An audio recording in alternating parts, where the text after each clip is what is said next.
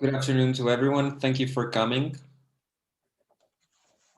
I'm now going to pass the word to Professor Maria de Lourdes Fernandes and Professor Joana Rezende for the formal opening ceremony of this session.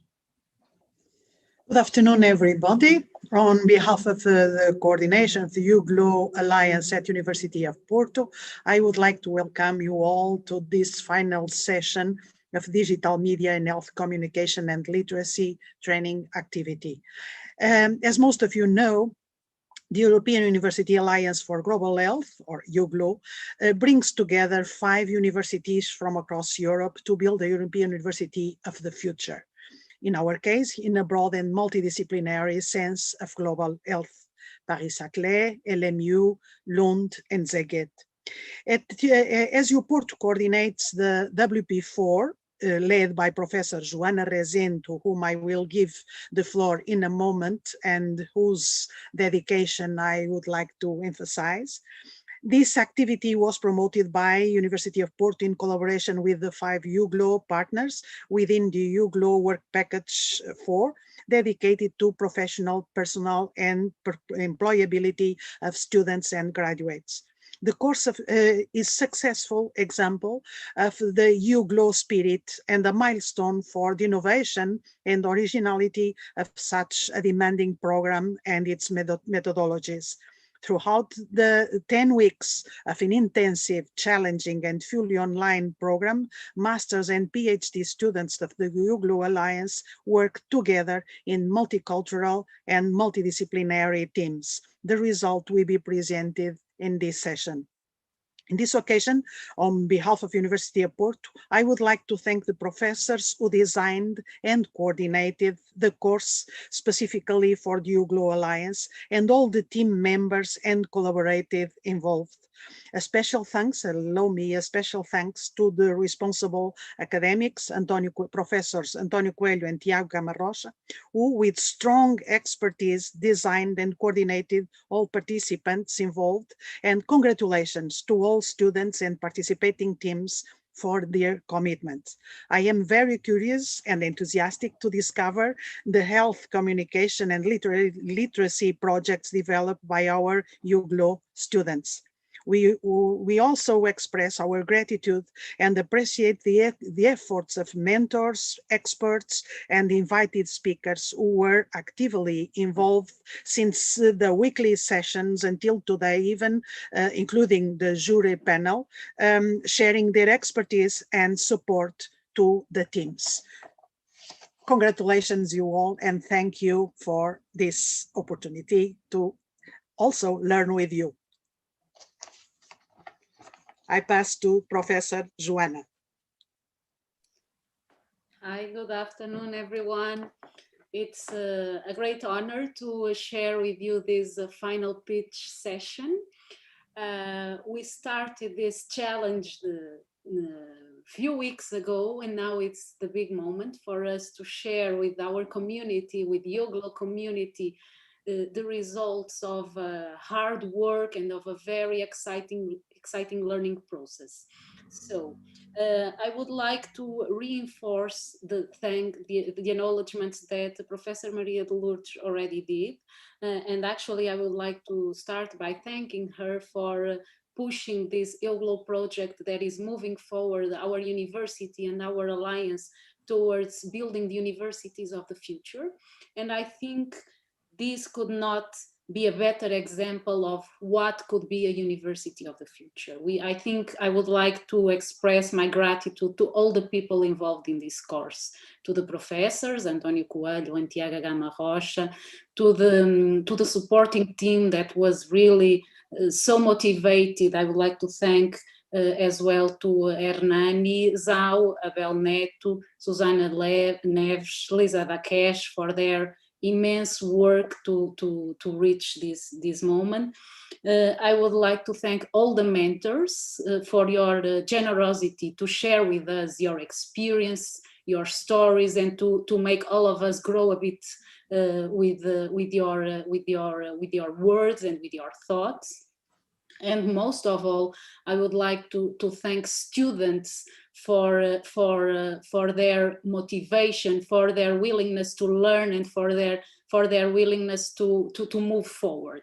And I would like to finish this. I think that today we will share with the community this immense work that you did, and I think we will be able to show how far we can go when we bring together people with different backgrounds, different nationalities, all into the same room. And this has been very challenging because this was a digital room, so we didn't have the opportunity to be next to each other. And still, I think we made it into building teams and into building solutions to real world problems. And this is what the universities of the future are about. They are about they are about building open universities. They are about bringing together people with different backgrounds and having an active role in society. And this, I think, will be the conclusion. I'm anticipating a bit, but my expectation for today is really that we will be able to show when we mix all this, when we open our universities to external stakeholders and we try to learn from them, we will be able to give a step further and to touch the citizens of the future and the societies of the future, which we all hope they are better societies. And there are many challenges that we need to address. So I will not take more time from all of you. A big round of applause to all of the people involved in this. My sincere thanks to all of you for making this possible. And I will give the word to Tiago for us to know these projects that I'm really curious.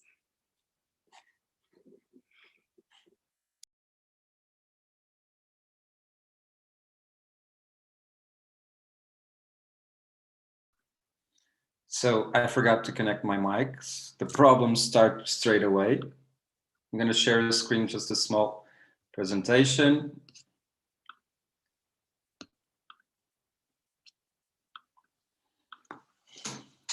So welcome to the final week. Thank you, Professor Maria de Lourdes and Professor Joana, for the kind words.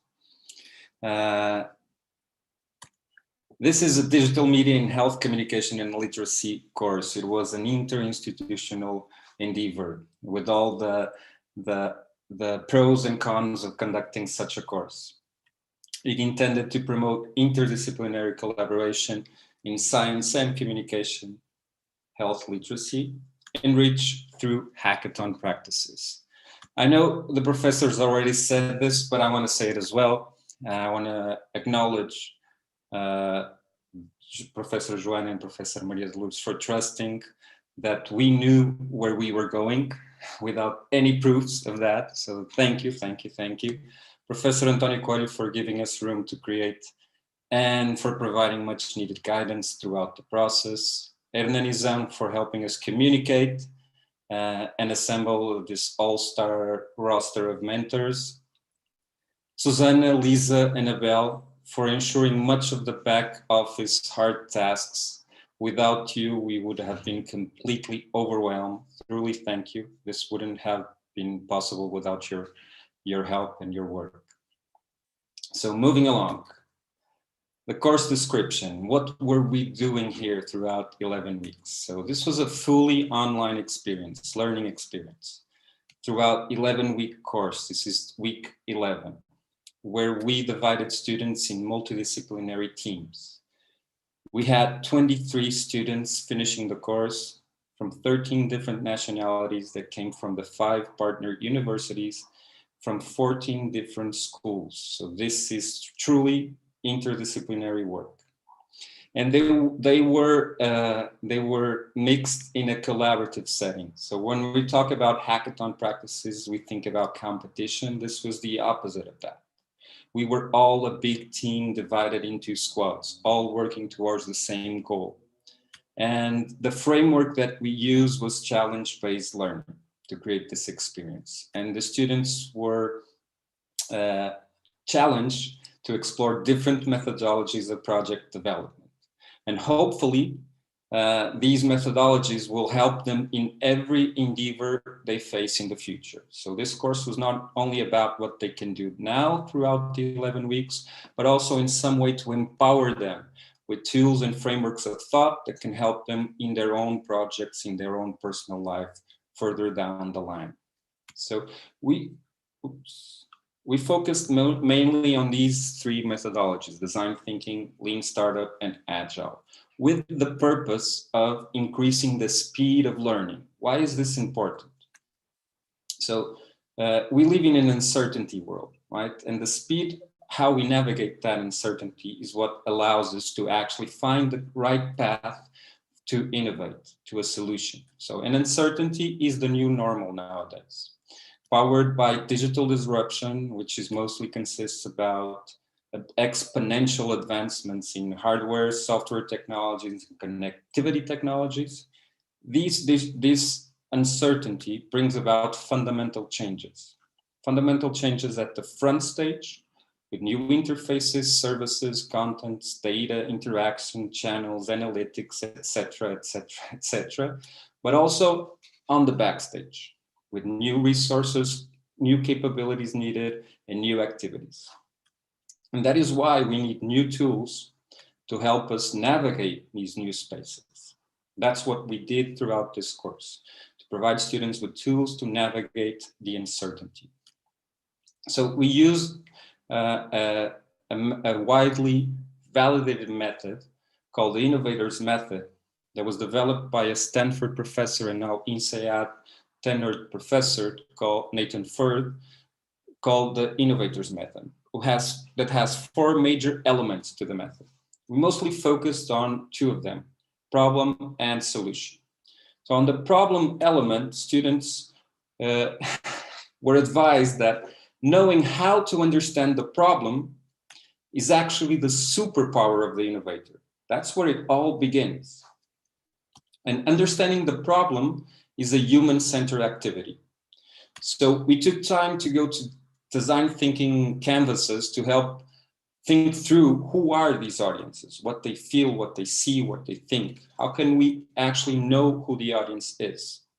So in a human-centered activity, we need to seek to integrate first the needs of the people, and only later do we contemplate the possibilities of technology. So technology is not where we start with the people. And that is why it's important to go out, and students were first challenged to observe and listen to people within communities they were trying to serve. And during this step, it was very, very, very, very important that they did not bring an idea or a solution they already had for the community to get a reaction. The objective of this step was to bring back evidence of a need, evidence of a problem, a lot of evidence that would allow them to diverge and explore many possibilities before converging and deciding which problem they were going to tackle. We used other tools, another tool from design thinking, tools that help them go from point A, I don't know, to point B, I do know. Tools that help them to think through methodically. This is a very important word throughout the course, methodically. Who was their target audience? This is another tool that you will see on the presentations of today, okay, a customer canvas that helped them define more clearly who were their audience, what were their needs. The other element where we focused was after defining the problem, after we knew who the audience was, how do we build solutions? So we talked about iterations, and not about building the whole solution through a waterfall process of development, but about thinking which things we needed to test first before actually building the final solution. Okay. We talked about agile software methodologies and lean startup, but perhaps most importantly, we addressed the need for a change of mindset, a cultural shift, to use these methodologies, these frameworks. It's not just about the tool itself, it's about how you behave and how you interact with the organization and with the team. What do we all expect of ourselves? And we introduced this very powerful concept of build, measure, learn, loop, where we told them that the goal was to move as fast as possible through the loop. And how do we do that? How do we speed it up? We discussed two ideas that help us do that. The first one, de-scoping, very important. Focus on fewer applications, fewer features. Take a complex idea and make it as simple as possible so we can build what we call MVPs, minimum viable products. Build MVPs is something that we can build today to test tomorrow, okay? What might we do today that would allow us to go out and test it tomorrow, to see if our idea has any merit in the real world, to see if our ideas, our solutions are actually something that we can apply in the real world. And when we do this, and when we discover we were wrong, because almost always, when under conditions of uncertainty, we will discover that something we have envisioned or imagined was not quite right, we pivot. Pivoting was probably the other most important idea that comes out of the lean startup that we taught our students. So for those of you who don't know, the term pivoting comes from basketball. In the game of basketball, you can only run if you're dribbling the ball. Once you stop, you cannot run. You can only change one foot, change your direction. So pivoting, it's about keeping one foot planted in what you learn and change the other foot to align your direction to a more accurate direction. Let's put it like that. But it's not, pivoting is not about leaping all over like a grasshopper, right? And trying things randomly. It's not about that. When you're pivoting, you're essentially testing your assumptions or hypotheses one by one. And when you discover something was not quite right, then you pivot. This is a very powerful idea because pivoting acknowledges that it's okay to change. That not only it's okay to change, you should expect change. How do we think through this? How do we think through what the solution should be, and how do we apply these concepts of pivoting, MVPs, and de-scoping? So we introduced another canvas for the students to work on, the experiment canvas. And the experiment canvas essentially has room on the left for brainstorming solutions or solution storming, room in the middle for identifying the most critical solutions we want to test first, the most critical assumptions from the solution we identified that we want to test first, and room on the right to think through what experiments could we design to test those assumptions, again, in a very methodical way. On the top, students could already fill in the vision they had and their customer insights they already gathered from the previous previous steps on the problem element. So how did all of this unfold? We already saw a video at the beginning, but this unfolded in 3 major blocks. We had 3 to 4 weeks of inspiration with 3 to 4 weeks of ideation and then implementation. So it sounds very linear. It wasn't that linear, as you can imagine. It was a very iterative process. But to present it, we have to think about it linear first. What were the benefits for the students? This is very important. Apart from learning all these tools that we truly believe will add value to their professional experience, this course also stimulated the linguistic and communication skills. They were forced to work with people they didn't know before, with people from different cultures, different backgrounds. It also stimulated their critical thinking and teamwork. Critical thinking because they were constantly having to review their own steps and to understand if they had to iterate, persevere, or go back and redo everything.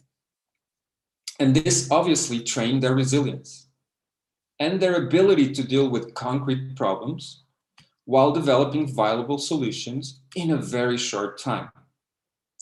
Also, but very relevant as well, They were able to connect with professionals and institutions gravitating around the EUGLOH ecosystem. Apart from us, you already heard this, but we had 16 mentors and speakers joining us throughout the process. From those 16 mentors, 12 of them came back for this session. We have Professor Admar.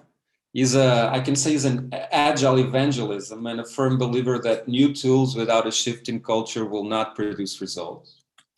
Ana Carrillo, a journalist and caregiver who brought us much needed awareness to the relevance of knowing the problem.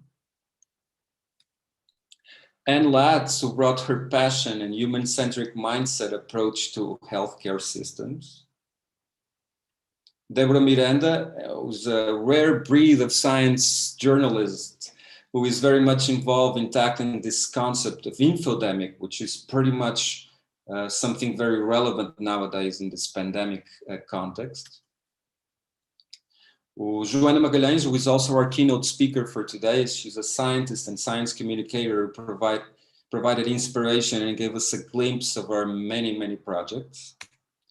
Lina Kurtz, who addressed the importance of iteration, of the build, measure, learn loop, of a mindset and inclusive design methodologies.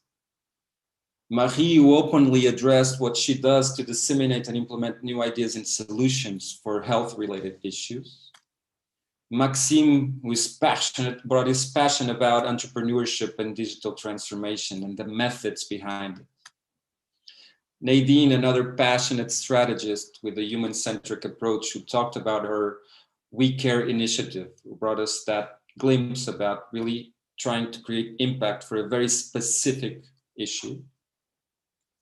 Paulo, with his background in engineering, now represents the Portuguese Society of Multiple Sclerosis and is trying to implement new methods for patient advocacy.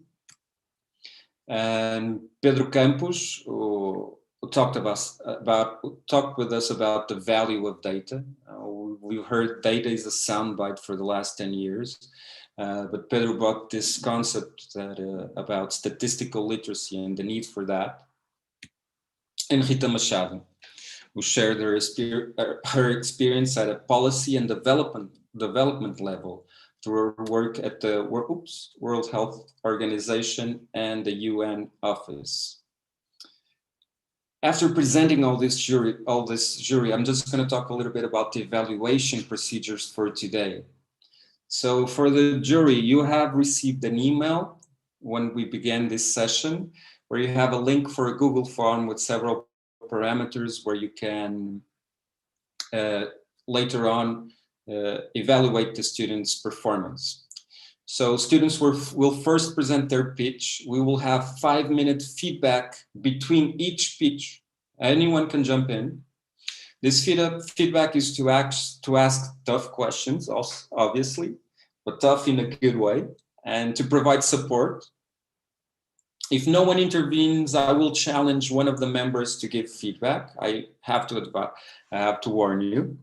So, and after the pitch, I will ask the jury members to fill out the forms, okay? While we listen to music. We're gonna have a music intermission, a jazz intermission, let's put it like that. And we'll take those 10 minutes for everyone to go to the forms and to give their feedback. So what do we expect from this point on throughout this session? So we already have the opening ceremony. I'm about to be done, which is good because we're going to listen to the pitch sessions because that's why we are here. After that, we get the music intermission for 10 minutes. Then we come back to hear Joana Magalhães. And after Joana, Professor António Coelho will present the results from the poll, from the farm. It's going to be presented live, so students will get feedback right away.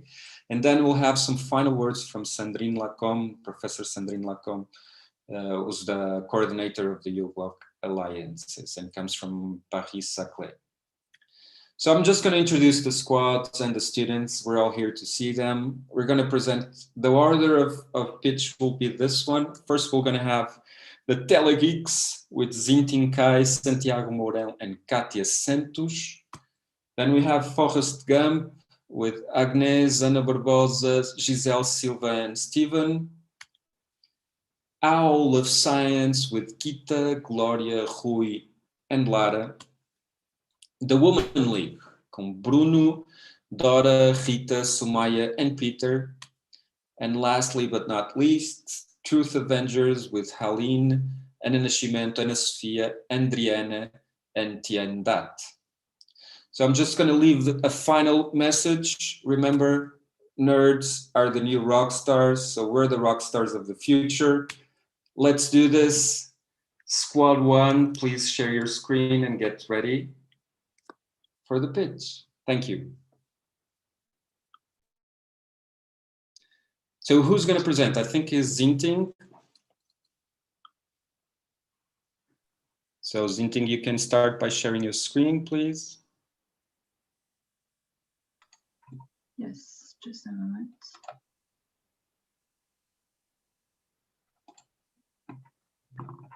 Okay.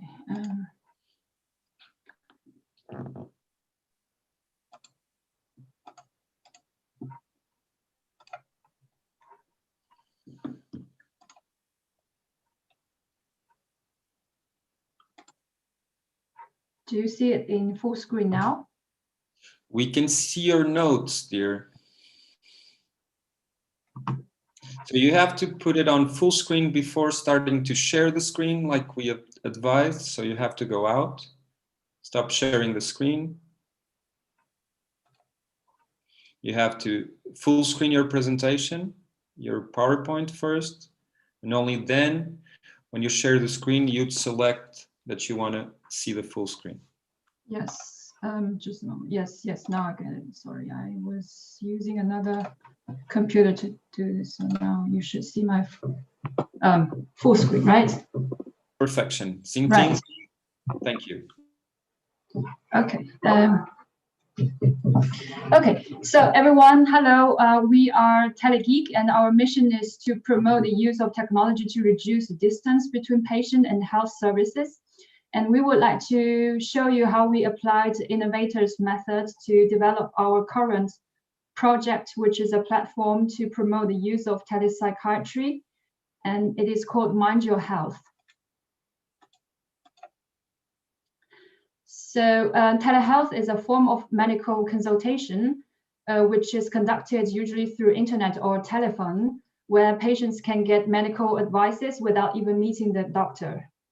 And during the pandemic, we noticed that people with pre-existing health conditions such as cancer or obesity, they would have a particular high need of telehealth because they need to keep distance from others and still need their health to get routinely checked. And therefore, we started our project by defining our target group as the people with pre-existing health condition. So with the help of MC Map, we conceptualized a questionnaire and we asked 11 persons with pre-existing health condition to fill it out. And we identified that there is a problem of lack of physical examination during telehealth appointments. And some people with low health literacy also have difficulty in describing their symptoms. Therefore, we wanted to support our users in describing their symptoms. And we came up with our first solution, which is to design an easy to understand symptom checker coupled with smart device to track their health parameters such as heart rate. However, this solution was technically and financially beyond our ability. We thought, okay, then we cannot change the technology, but how about spreading the knowledge about how telehealth works in order to reduce people's distrust in telehealth? But we noticed that telehealth is too extensive. Therefore, we think that we should specify telehealth to a specific field in order to tackle specific problems. Therefore, we went back to our insights. And we found that there is a spike of mental health problem during pandemic, shown by the statistics provided by the National Statistic Bureaus. And we decided to focus on using telehealth to support mental health, which is called telepsychiatry or teletherapy. And our new target group is adults aged from 18 to 45 years who are at risk of mental health problems. And we conceptualized another questionnaire, and we got 84 responses to that. Most of people who answered our questionnaire were PhD candidates. And we noticed that around only 1/3 of the participants had experience with telehealth in general. And their concerns are, among others, the security and privacy of their data during such an appointment. Therefore, we came up our new solution, which is to create a platform gathering information about telepsychiatry in order to answer common questions and provide useful resources. And to test our leap of faith, which is if our users would be interested in such a platform at all, we used the Google site to develop a very basic website gathering some basic information about what is telepsychiatry, and we answered the question of privacy during telepsychiatry, and we provided some useful links to some information resources. And we wanted to see if we could get at least 10 visits during 24 hours, and if at least 60% of the visitors would find the website useful by asking them to fill out another questionnaire after their visits. And we got at least 18 visitors within 20 hours, and among them, 12 of them, so around 67% of the visitors found this website useful. Therefore, we proved that our users are interested in such a platform. And during this procedure, we noticed that there is a need for more useful information related to telepsychiatry from our users. However, we noticed that the target audience is still too wide because people in different age groups and social roles have different mental health problems to tackle. Therefore, we thought that we need to narrow down our target audience again.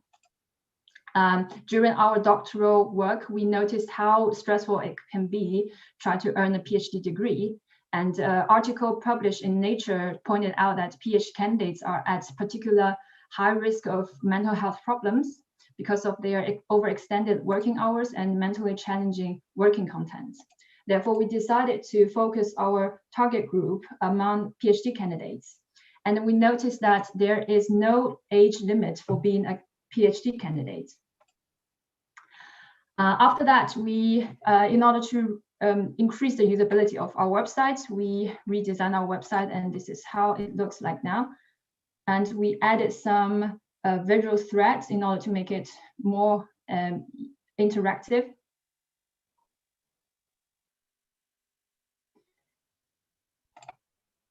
So in order to try to reduce the distrust from PhD candidates, we wanted to share some positive examples from other people. So we wanted to contact advocates for mental health among PhD candidates in the internet and try to ask them if they would like to share the experience or some positive examples.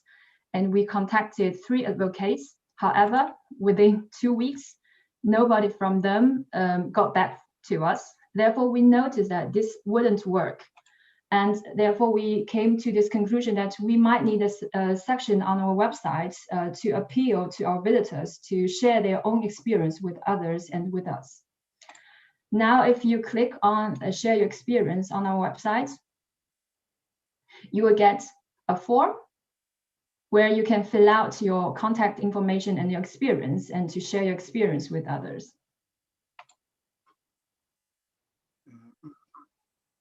During the development of the prototype, we identified the need to create a website promotion campaign, but we didn't know what the best approach to do this. Through the observation of the successful cases of projects that spread positive news, such as the Happy Broadcast, we identified this type of approach as appropriate to our case. So we decided to create our campaign based on fun illustrations with tips of healthy daily practices during the pandemic. For that, we produced a group of 8 illustrations with good practice tips to be shared on Facebook and Instagram.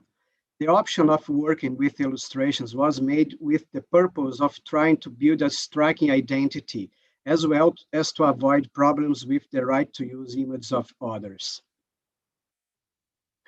These images were produced with the purpose of being able to be shared by our audience, and because that they have a footer with our informations. We tried to create an attractive campaign that could capture the audience's attention, such as the concept of the minimal lovable product said by Charlie Miller in our last class. These are the accounts created to promote the website. For this assumption, we set the goal of getting at least 10 visitors to the site from social networks in the first 24 hours of the campaign. But in the first 24 hours, we only had 8 users who arrived to the site from social networks, 5 from Instagram and 3 from Facebook.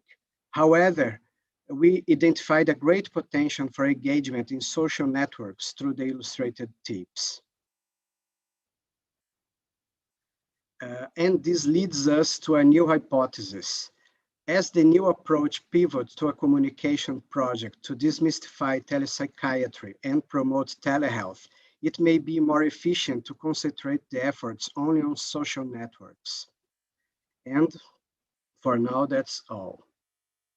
Thank you. Thank you, thank you, thank you. The last person speaking was Santiago Mourão, who didn't present himself, but Zinting came first, Santiago came later. Thank you, Telegeeks. Zinting, I will ask you to stop sharing the screen so we can see everyone again. Thank you, thank you. Does anyone of the jury or professors want to make any comments? Please just connect your mic, and if not, I'm going to challenge Pedro Campos. I'm going to ask you, how important is the mental health topic for PhD students? Well, this is a challenging question. I would say that, generally speaking, all the topics related to those that improve general quantitative literacy, at least in my perspective, are important. So, of course, that mental health is, I would say, a hot topic nowadays, and it's important for students and for general population to be aware of that. So it's very important to have information, clear information that can be used, which is something that we know that we don't have nowadays. Hospitals have different information systems that don't talk to themselves, to each other, which is a problem. Anyway, I think this is a very important issue that the PhD students should be aware of and to study in the different areas of research. Thank you, Pedro. I'm gonna Anne and Maria. Yeah, I just wanted to comment on your question and also what Pedro said, because so I'm a medical doctor. I worked a little bit in the field of psychological health, and yeah, I mean, the topic is super relevant, not only in the pandemic times. I mean, I can only quote numbers from Germany, but I just today heard that the need for psych programs in any way will go up more and more, because they've seen in the last year of the pandemic a 40% rise of demand in all kind of psychological services. And also for the group of like the students being isolated themselves, there's also an important point of like end or destigmatization on that. So I found the topic chosen really relevant, and just can confirm what Pedro said. Thank you, and I think Paulo wants to jump into the conversation as well. Just wanted to first thank you, the Telegeek team, for the presentation, but I have one question. You mentioned an attractive campaign. How do you measure an attractive campaign? Because you decided to focus on social media. So how did you decide that? Very important. When you put adjectives, you open a flank for tough questions. So how do you define attractive, and how would you measure attractive campaign? Yeah, we tried we was inspired by some big social accounts that spread positive news, and some of them use the humor, the fun approach, and the illustrated posts. And we find a few very, I don't know, we try to simulate two big examples, and we test in our account, and the result was very interesting because the engagement was very good. Yes, thank you, Santiago. But I think the lesson here is not to use adjectives. Attractive campaign is something not measurable. If you want to go to effective campaign, then you have KPIs that can help you measure that. So it's attractive is more of a subjective term. When you want to deal with engagement and awareness, then you can establish key KPIs from the get-go that allow you to monitor the success of what your endeavor. And I'm afraid we're going to have to move on. This is almost like speed dating, and I apologize for that. For those mentors or speakers who wanted to address, please next time raise your hand sooner. So we're going to advance to Forrest Gump. And while Giselle and Anna are going to share it, I'm just going to congratulate Telegeeks for their work. The amount of iterations you did were awesome. Congratulations. So Giselle, Anna, please begin whenever you.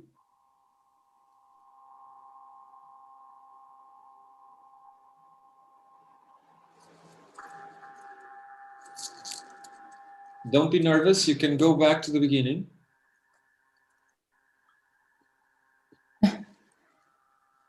Giselle, can you put on the first slide, please?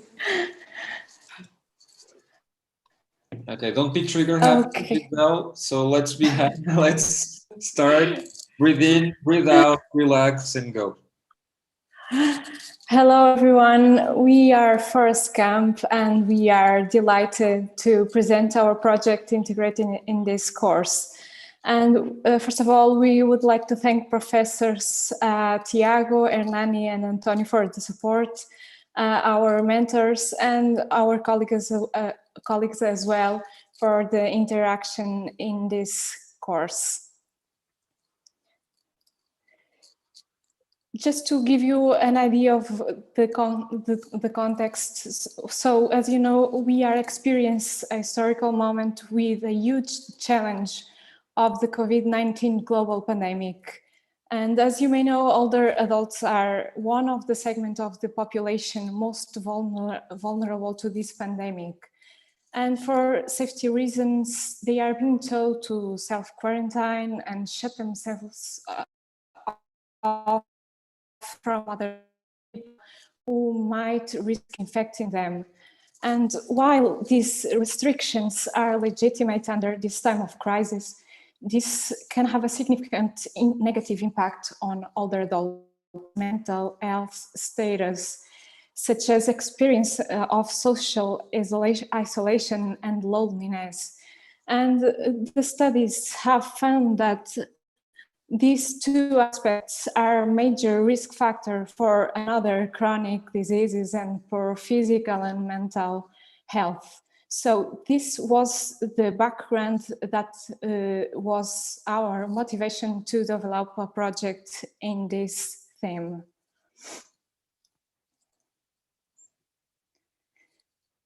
As you can see, our target population are seniors aged 65 years old or above that were previously active and now are isolated at home due to COVID-19 pandemics. And they can no longer do many things they used to do, and they fear some aspects, namely depression and loneliness and decreased social interactions. So they need more social connections with family and friends, maintain their routines, and new ways to spend time at home.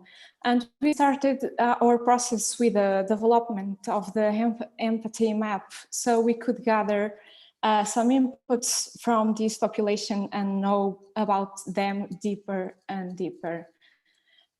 So they are very worried about their physical and mental health, and this was they have, some of them have limited mobility and connection with family, and they also say they are less flexible and open to change. They are in some way anxious and worried about their decreased social interactions, but they also have some good inputs. They are using technology to connect with family and friends.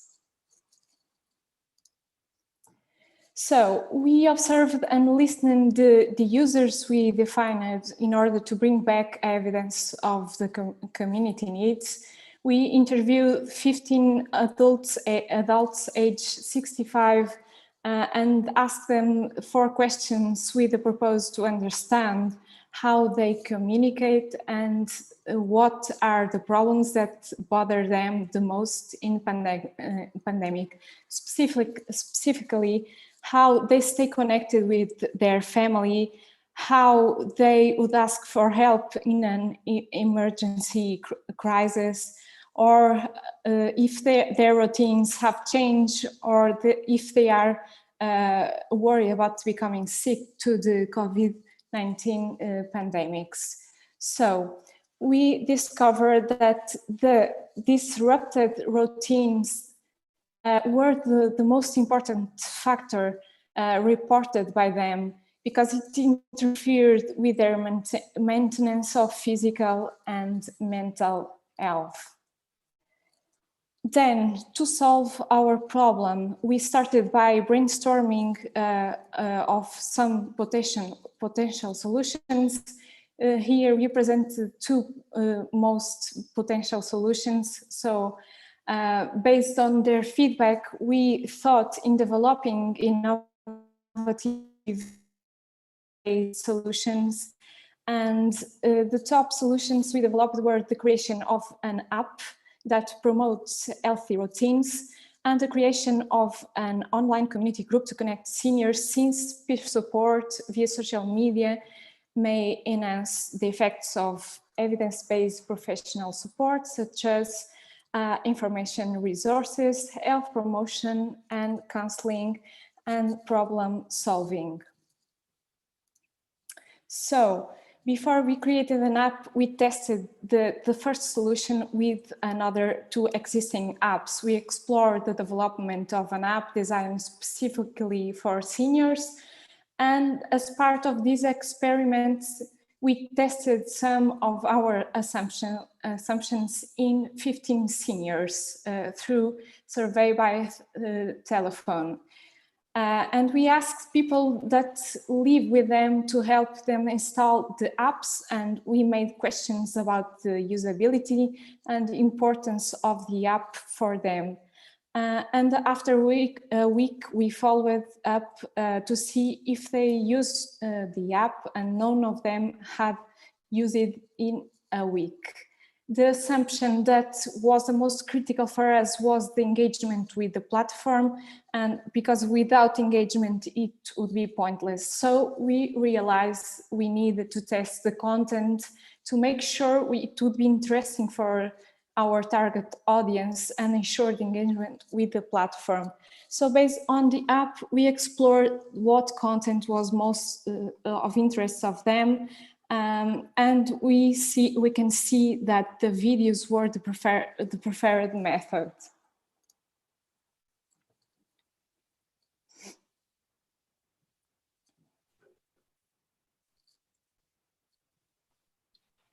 So even though they liked the app, these applications that we tested, people wouldn't go back to them to look for information, but they use other applications that they already have in their devices, such as Instagram or Facebook.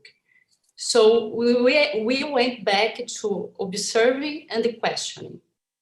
What would be the fastest way to push a platform into the market that could solve the problem and would be at the same time interactive and interesting? We made a survey.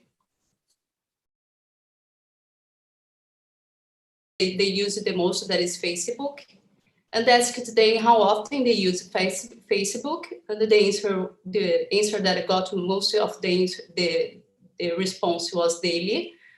Do you use Facebook as a source of information, entertainment, or communication? And we saw that they use this application for communication a lot of time, most of the time, or information and entertainment. And we trying to see what could be the content that we could provide for them. We asked which would be the type of content they like to see and to share on Facebook. So we got most of the answers we got was photography and videos. So 48 people answered this survey. And it was a really interesting experience looking to these answers.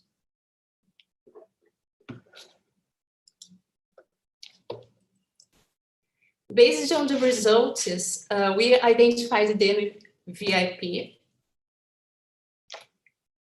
And the best practices we should be doing to promote and engage content as communication, materials, videos, online events, and the short posts with tips that could provide them with motivational content. We made to make sure our idea was going to the right path. We made a focus group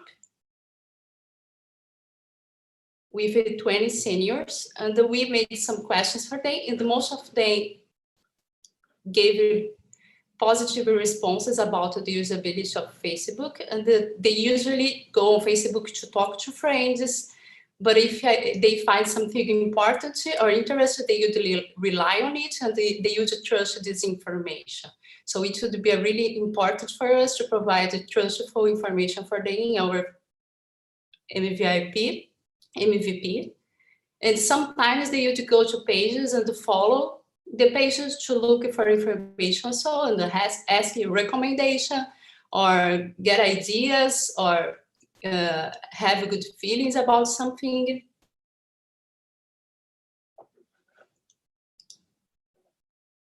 So we created our MVP, a Facebook group that would enable us to see what our target audience would interact with and how they would interact with it. While we were doing this experiment, we asked the target audience which materials were most useful for them and asked them what was missing. So after that, we added some new materials, and the new materials we added were videos and photos, links to YouTube videos, and some content about alcohol, the control of alcohol and the COVID-19. That were some of things that they would like to see on the platform. So we went back to experimenting again, and we made a survey with 48 people, with carers and the seniors. And we asked them, how useful do you think this information would be to senior, the information we provided them in the platform? And the majority of people said the importance of social distancing, healthy eating, and how to stay physically active were the most important kind of information provided. And we asked also how useful these activities we provided were, and they said, the majority of people said that virtual cooking classes were very interesting, and the live discussions on various topics were also really a really good content that they would really like to see more often. So we asked also about what they liked the most about the activities provided. And the online room, that is a part of our platform that provides the opportunity for health professionals to talk about the tips about health, or how to stay protected from coronavirus, or other kind of tips about health. They really liked this idea from the online room for discussion, and they liked the opportunity to have a person that is specialized in some kind of subject to be talking, especially for them, in our platform. And how would we do that? With partnerships, we would provide them with this kind of information, the opportunity to talk with the health professionals.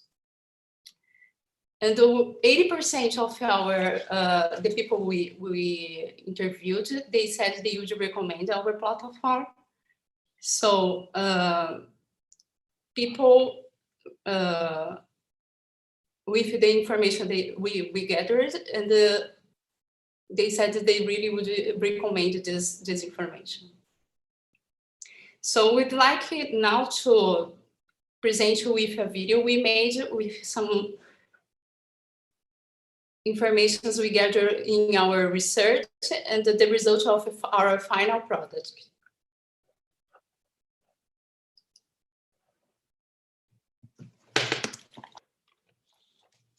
I'm sick.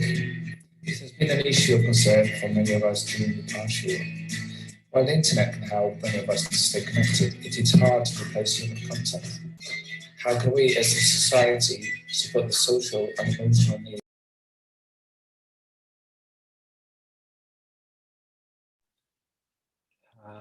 Giselle, I'm terribly sorry, but the sound is not working. Distancing for the foreseeable future.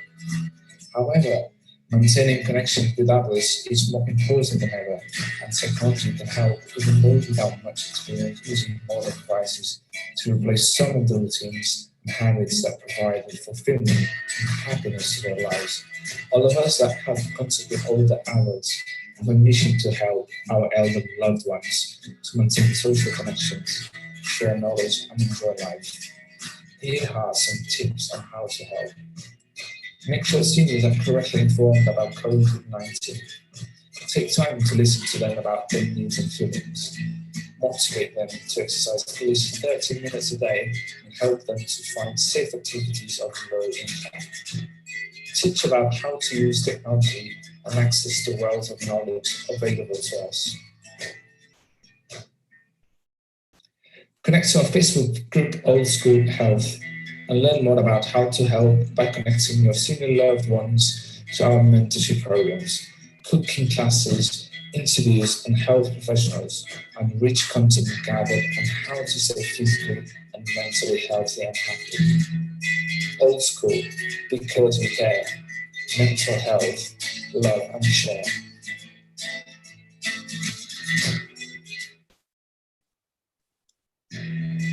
Have you recently been? So with this video, we would promote our platform and present to people how it would work to help elderly people to understand better about the situation, the health issues, and how to understand better other subjects. And our next step is to keep monitoring Facebook group using Facebook data, and moving from Facebook group in the future, moving from Facebook group that creates a community of captive audience to an app eventually designed for seniors. So thank you very much for your attention. Thank you, Giselle. Thank you, Anna. Great presentation. Very interesting project with a lot of data gathered throughout very diverse stages of the project. I think I would ask Nadine, if she's with us, to think there's a kind of resemblance to, in terms of the method they're using of aggregating information and with the We Care initiative, although in a different context. Yes, that's what I felt too. I especially liked the slogan in the end, because we care, reminded me of our little project. I really did like the relevance of your approach. I mean, the elderly people are distributed all over the world, all pretty isolated at the moment. So I think your target group is really huge. And in the beginning, I was a little curious about how they would use the digital approach with the app and the Facebook group. But your little surveys and hypothesis testing really convinced me then. So good job there. Thank you, Nadine. Thank you. Does anyone else wants to comment, or shall I continue? Maxime, you raised your hand. Yes, thank you. First of all, great job to you all. Thank you. Very interesting. I was just wondering about the, do you have any more specifics about the demographics of your old people? Let's say you started at 65 and above. Do you have any threshold about the digital literacy? Because the older you get, the less likely you are to get away from that technology because you weren't born with, or you may even have the digital equipment to reach Facebook. So you had great results of a great level of engagement. And how old are your overall participants? Yeah, the people we interviewed, they were from 65 to 70. So it was very interesting because they had Facebook and they really enjoyed it. So I think sometimes we underestimate the fact that they love it because it's really new. It's something that is practical and they can get a lot of things. They can call, they can get recipes, they can do a lot of things in only one device. So I think it was a success. I really enjoyed doing this survey and getting surprised because at first we thought we wouldn't reach a lot of people because we thought they wouldn't like to try this new technology. And how old is your oldest participant? 70. Yeah. Great. That's great. Great insights. Thank you, Maxime, for that question. I think Paulo wants to jump in and ask a provocative question. Yeah, first of all, excellent niche, which is a huge niche, but well chosen.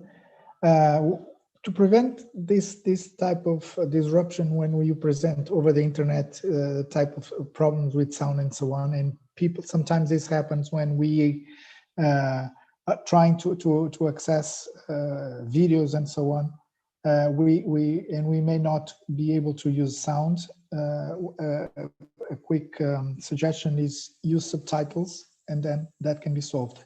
The question now is, when you survey your audience, do you care about the how do you react to negative answers, and how big is the threshold when you do care or not? Yes, sure, we cared because we received some answers that people don't use Facebook also, and we also received the answers that they don't trust Facebook pages. So we got really worried about it because we would have to start all the work again. But the majority of people, they were really received really well the platform. Of course, most of them needed to have help to try to understand the features our Facebook page had. But with a little help, they could go on and enjoy all the features we provided. So we also have Deborah who wants to participate in the discussion. Hi, everyone, and congratulations on your work. I have one quick question and one quick comment.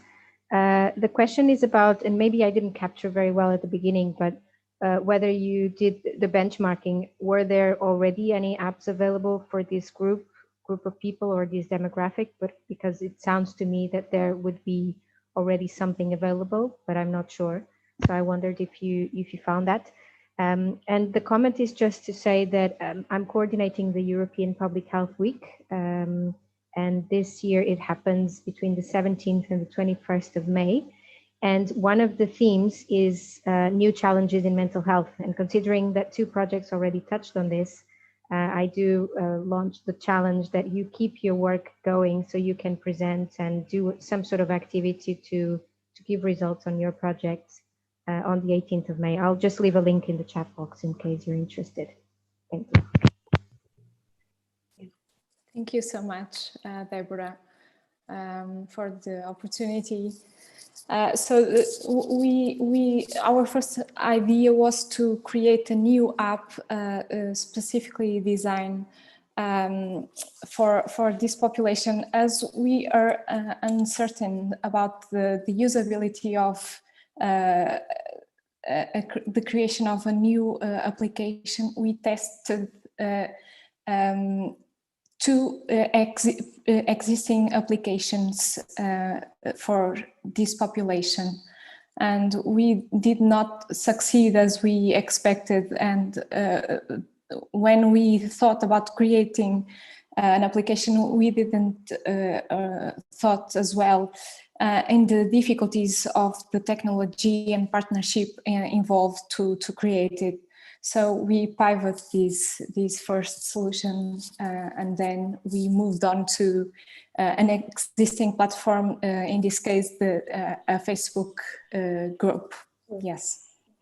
Thank you, Anna. Thank you, Giselle. Thank you, Deborah. We're going to have to move on. Like I said, this is a speed dating platform. You can all connect with each other further after the session to keep the conversation going. Thank you, Maxine, also for your participation, and Paulo for your very provocative but yet interesting question. We're going to move to the Owl of Science, to that squad. I do believe it's Rui who's going to present. Rui, whenever you're ready, please share your screen. To Forrest Gump, congratulations. Rui. It's okay, you can see it, everyone? Yes. Yeah. Okay, thanks. Hi, everyone. We are the Owl of Science, and information is not knowledge. This is just part of a quote of Einstein, and part of something it's very common on the internet right now. So it's a lot of things put out of context. And we have lots of information on the internet, everybody knows that, and that doesn't mean that people can understand the information that they get, right? General public has tons of doubts after going to internet. And about health, it's like a major thing right now.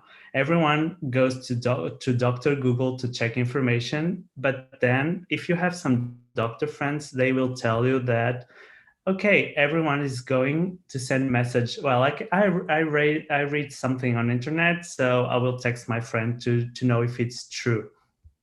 And we are also used to hear our work colleagues and our friends that work with health complaining about they don't have time. There's a lot of things happening, and right now it's like a lot of things happening because of the pandemic. So they don't have time to send text messages answering to all our doubts. And they have much more problems like that. And even in consultation, everyone is going to a consultation and said, well, I read this on the internet. And we decided to ask them and put all the problems that we already hear for long years and put all that in some data to understand what kind of problems do they have with the internet appearance. And then to do that, and to help to scope our view about their problems, we did this interviews to 22 healthcare professionals. They were 12 nutritionists, 9 doctors, and 1 nurse.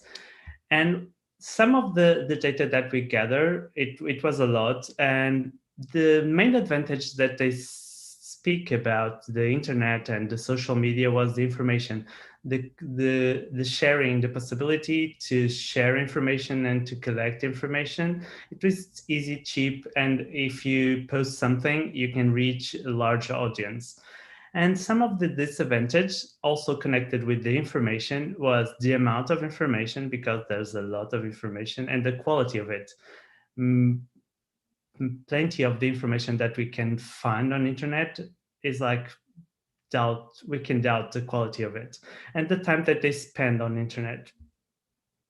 But after we analyzed the data, we didn't have enough information about the time spent. So we tried to reach the 22 healthcare professionals that we talked before. And it was easy to reach the 12 nutritionists to try to understand where they spend the time, if it was searching information for themselves, like professionals, or to try to find like answers to their questions to their friends or to their clients, because many times they receive questions that is not for their area of work. It's just like health. So if you're a doctor, you need to know everything about health. And also we asked some suggestions or needs that they have. They said that they would like to have something that would control the share information, mainly about the quality of it. They would love to have a platform for certified professionals, and that could aggregate information for their use, and so they can suggest to their clients and friends. So we defined this problem.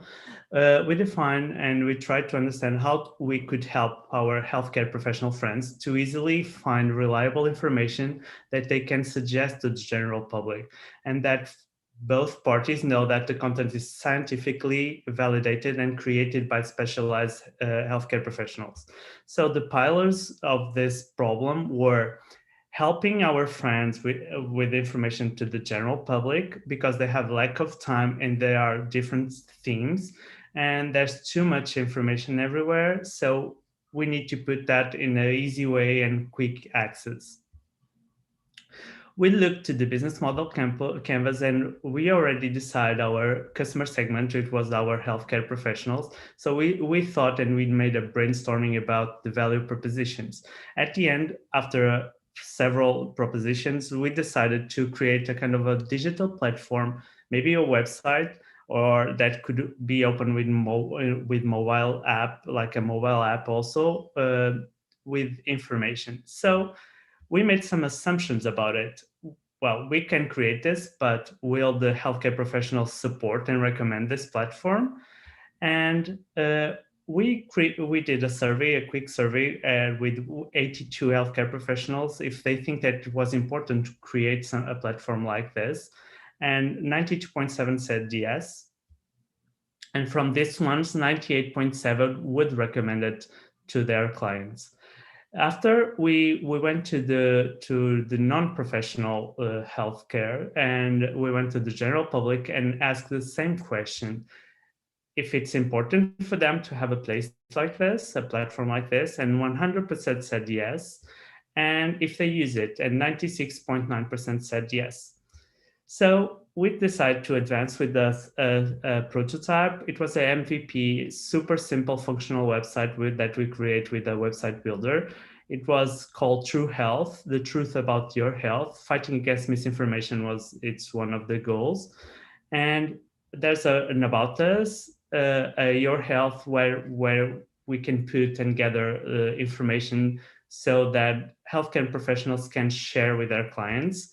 And we need volunteers and donations for that, and partners, because we don't want to create more information. We want to use the good information that already exists. We have here some possible partners that we thought.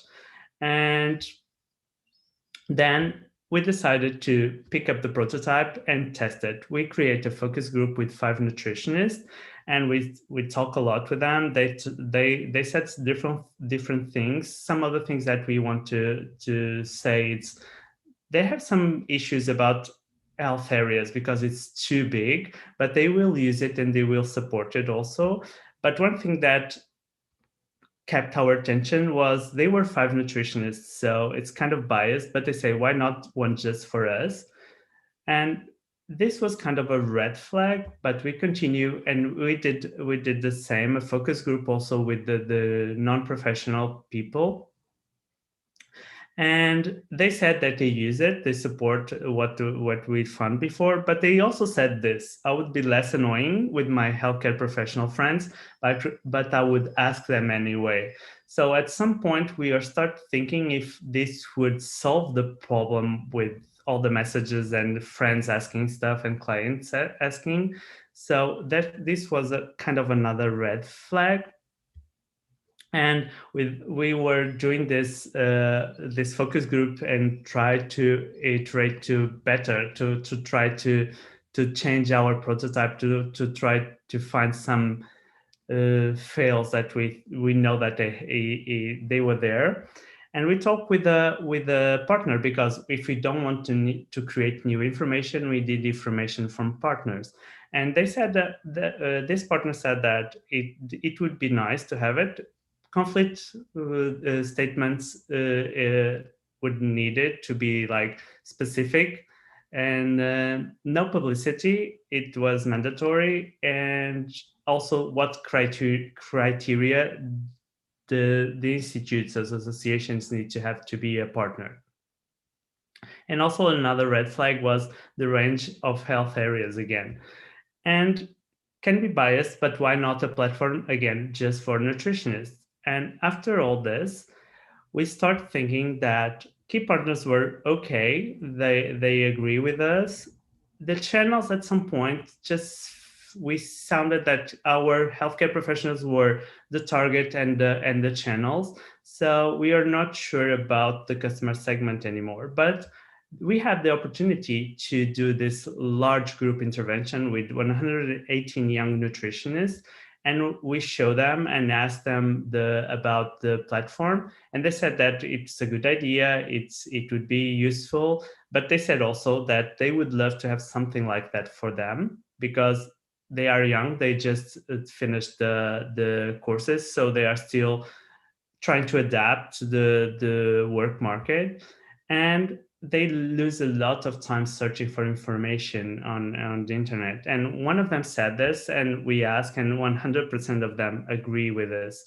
So we came back to our business model canvas, and the channels, there was something wrong here, because we are targeting and using the same group in this both fields. So we decided to change our customer segment, and based on our knowledge, we decided to descope and go to young nutritionists as a customer segment, and change the digital platform, because health is too big. We decided to put that just for nutrition subjects.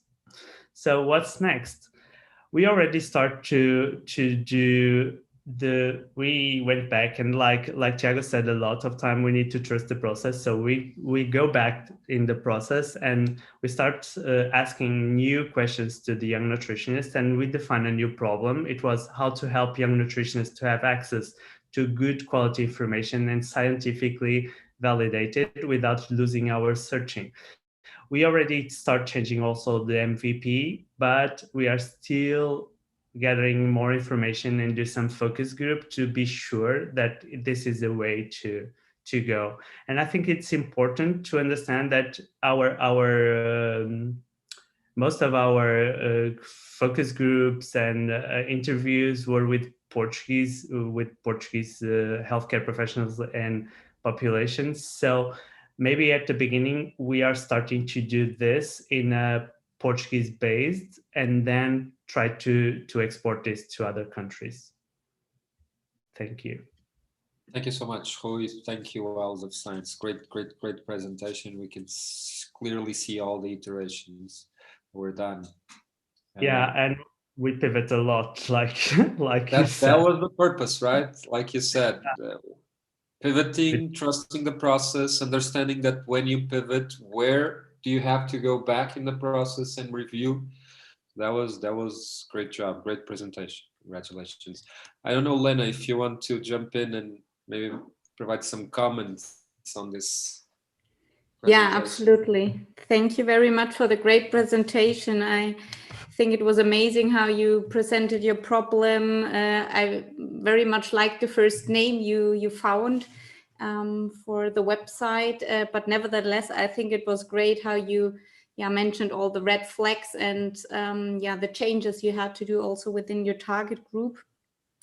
Maybe one question I would have was, so the website you would design now for the nutritionists, did you have a look what already existed in the market and what would be the difference from your website or your USP? Yes, we did. We searched in several countries, and one of the problems with health websites, it's, for example, guidelines. They change for different countries. You have different guidelines, so that's why we are starting for the Portuguese ones. Some of them have brands and associated, and that's a problem for healthcare professionals. When you have some brands, and if you're talking about nutrition, can be a problem.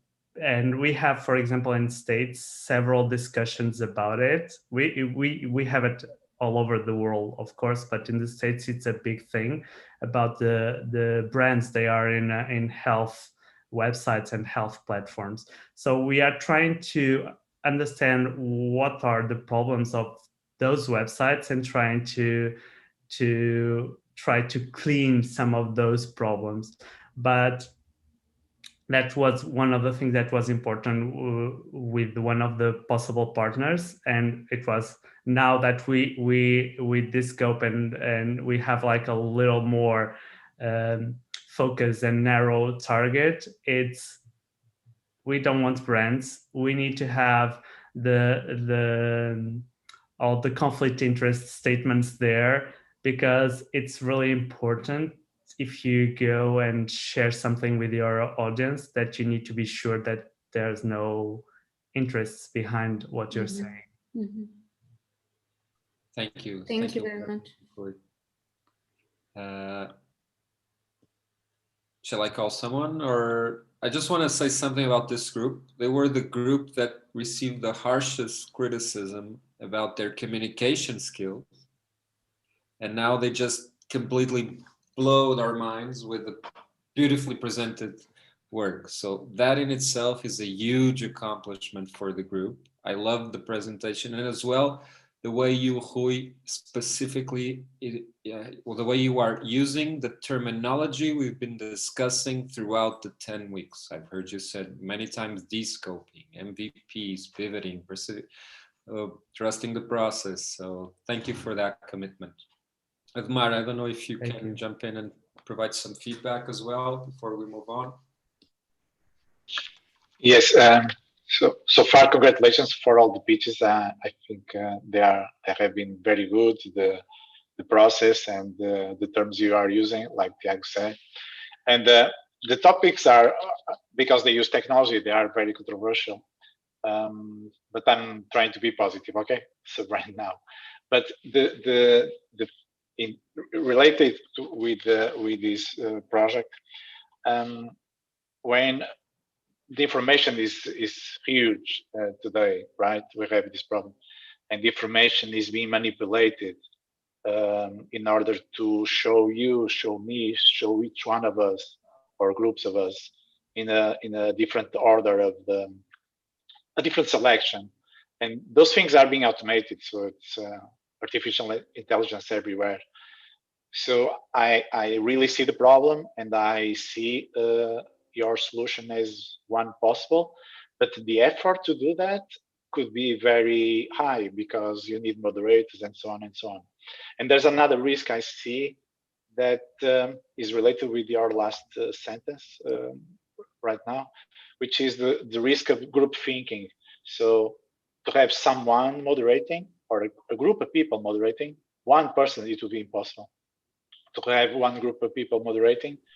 And because they have some rules, they have some consensus, they have some criteria, you may focus too much, you see? So how did you think about that? How you plan to address that? That was clear. I'm not sure. Well, my connection was like unstable, so I couldn't hear the entire question. Okay, maybe it was my internet too, right? So basically, is thinking the consequences of what you are doing, and if it's really an option to solve a much wider problem that it's out of human control. It's mostly being led by machines, created by human, but by machine. Yes, that's why we started with like a huge range of subjects, and and healthcare professionals is a huge target, and we start narrowing at some point that we thought about just Portugal and not like several countries, because that will be a problem.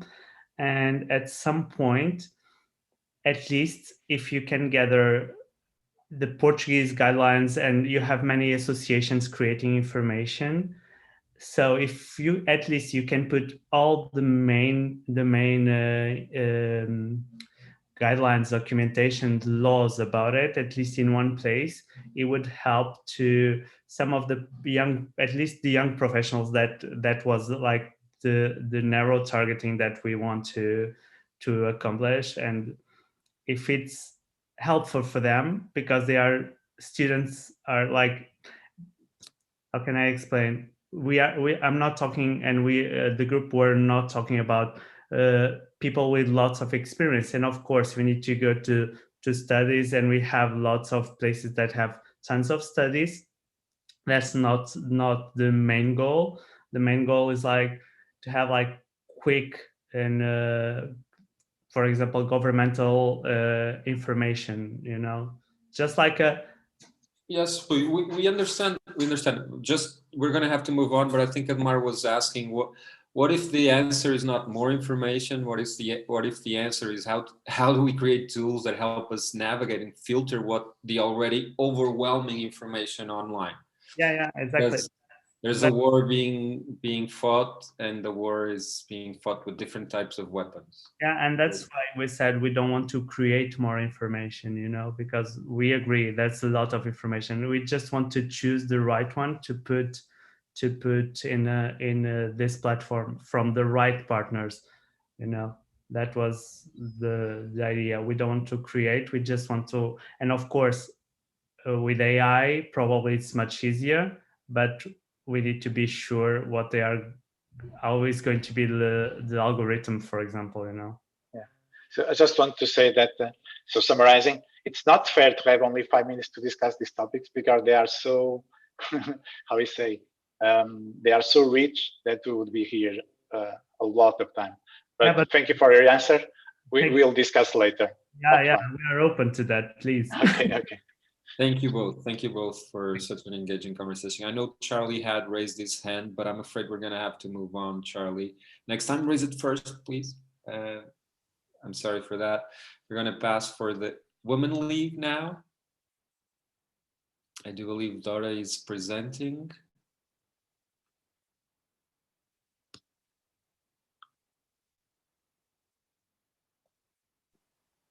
Sorry, I was on mute. That happens. In real life, it doesn't happen, but in digital life, it happens a lot. So unmute yourself and start whenever you want. Okay, so hi everyone, I'm Dora, and I'm presenting on behalf of the Women's League, our project that aims to help breast cancer patients.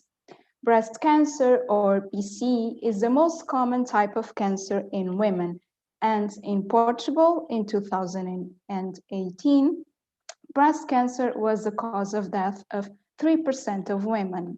Last year, 7,000 new cases were diagnosed in Portugal. So we reached out to these women, we observed and interacted with them in different social media platforms, and we also asked them to fill out a small quiz to share their experiences and struggles, but we only got 7 answers. So we frequently observe that women go online on social media to share their emotions and experiences, to ask questions, and to seek support and information from other BC patients, as portrayed on this posts here. They search for BC information outside the social media. So we conducted a Google Trend analysis in Portugal. And as you may see, BC or other search-related terms are in fact searched in Portugal. We started with our target age range from 20 to 85 because we wanted to help all of them, but we narrowed our age range from 30 to 60 because this is the period where most cases are diagnosed and also corresponds to the most active period of their lives. So these women are the ones who need a good guidance tool most. Plus, this was also the age range that we saw mostly online. So finally, our target audience is BC women that speak Portuguese that live in Portugal from ages 30 to 60. In sum, these women feel anxious and scared. They are worried about their treatments, their health, the side effects. They deal with body issues, self-esteem issues, but they mostly seek support and information. This is portrayed by Claudia, that was diagnosed with BC at the age of 36, stating that she didn't know much about this subject before. So our challenge here is to help these women by making their daily lives easier. We cannot provide physical or mental relief, but we can gather all in one place the useful information and resources that are scattered all over the internet. By being in one place, this could help them fight cancer.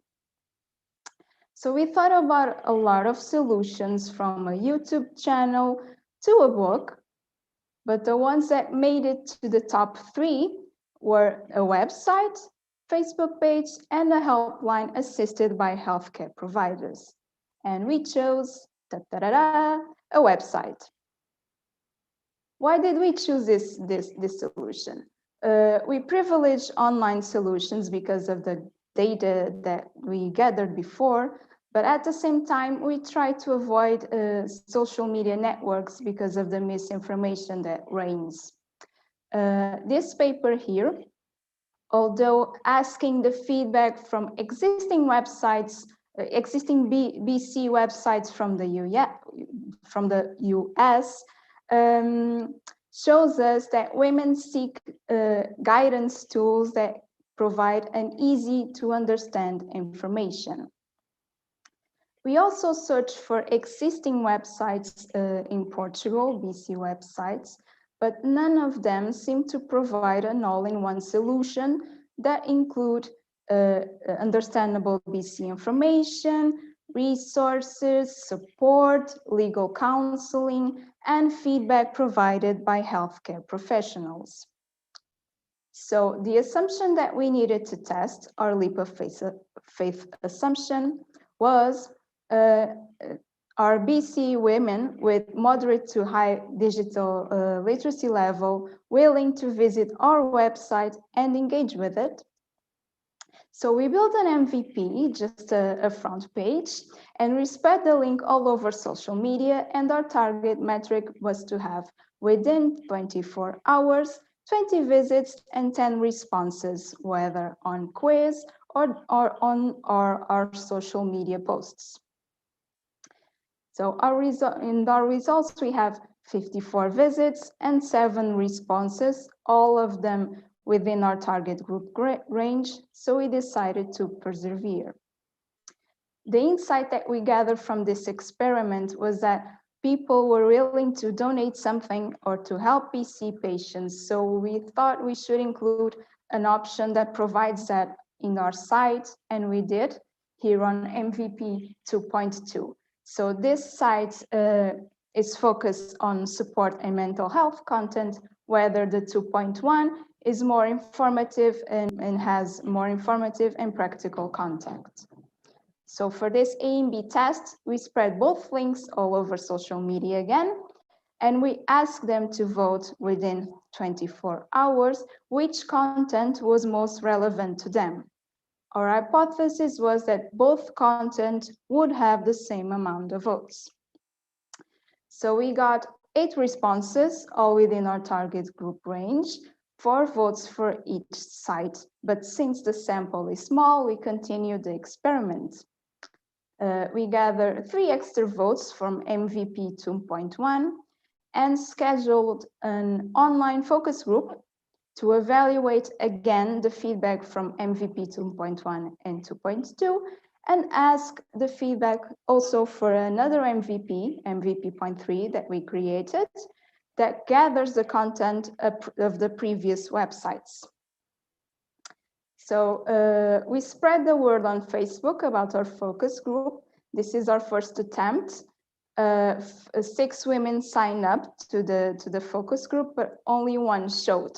So we repeated, try with a different Facebook post, 2 different schedules for the online sessions, but only 5 women signed in and 1 showed up. So we need to pivot and find new strategies to better engage with our target audience.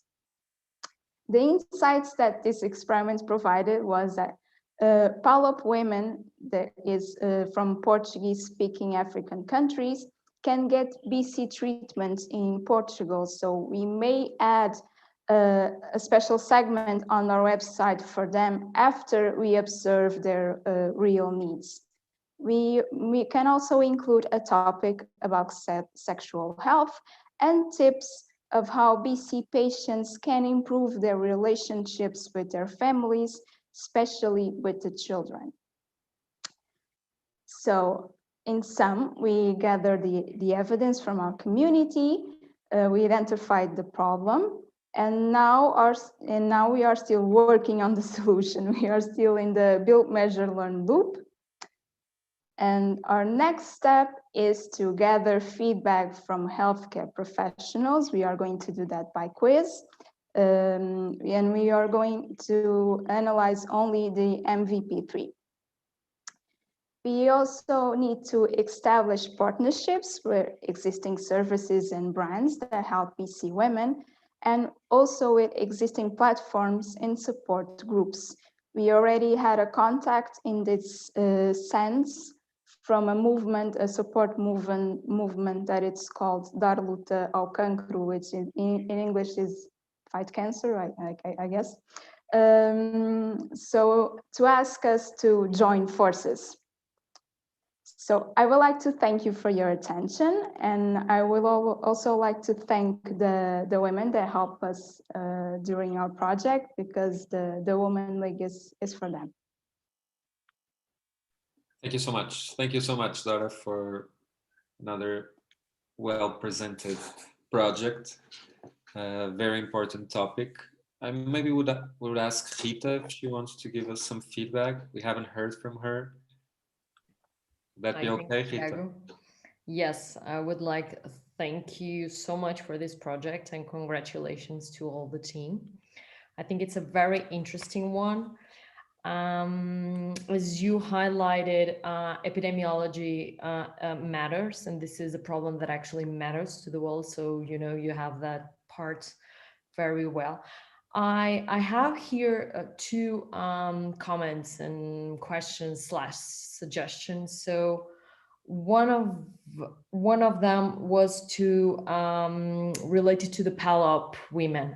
So you selected a very specific, so you did women to 30 to 60 years old, and now you are including living in Portugal, and now you are including another segment, so the PALOP. It's in fact true that PALOP women can come to have that kind of treatment, but you know, they just come, have the treatments, and then they go. Usually, or they can continue here to be the families. So I think probably this would be a very different approach to the problem that someone that actually here is here in Portugal. But I would like to hear from you why you select this, and how are you going to put this issue that I highlighted into the project.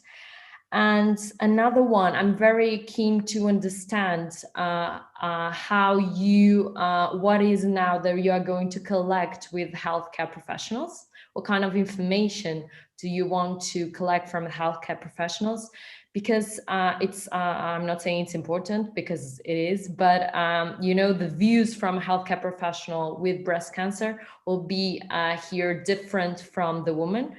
From the women, it's going to be, of course, complementary, but it will be very interesting to know the kind of information. And a very last one question would be, why did you select that kind of information to be within the website? From my understanding, it was because of the 7 women that you did in the beginning, but I might be mistaken. So please, can you clarify? And once again, thank you so much for this valuable projects. Okay, I'm not sure if I followed the last question, but I'll start from the beginning. So follow-up. The focus group that went totally wrong, one of the people that joined us was actually a follow-up. So she well, it's from a focus group, it's passed on to an interview. Basically, we asked them the feedback from MPP 2.1, 2.2, and MPP 3. But she stated that a lot of women came with her. And as I said in the presentation, this is a sub-segment of our target group, and we need to observe again the needs that they have, because as she said, some of them come to Portugal and don't even know how to read. So a website is a completely off solution for them. So before we engage to or include a follow-up segment, we need to observe the real needs. This was just like an insight that we gathered, that we put it on the post-it and a clip, and we need to do a further study. Regarding the healthcare professionals, so we are going to show them the MPP3. We are going to ask them if this site is a more complete solution than the previous ones that exist already. But mostly what we care about the healthcare professionals is that we wanted to make sure that our topic 1, which is all you have to know about breast cancer, is written by healthcare professionals. So besides of getting the feedback on our website, if it's a complete solution as we aim, we wanted to make sure that we have healthcare professionals that partner with us to, well, actually partner with us to answer the questions that breast cancer women might have and engage with the site. So it's not something that we are meant to build. It's something that we want to the community, all the stakeholders to be engaged with. And can you repeat the last question? Sorry. Yes, no problem at all. So my last question was, why did you choose the contact for the website? If I'm not mistaken, it was because of the interviews and also for data gathering. I mean, literature, but can you just specify a little bit more if it was that or if it was another thing? I'm not following, I'm so sorry. The contact on the website, Dora. So you selected that having, so can you show if you have MP1, why did you choose to have that information on your website? Oh, it's because yes.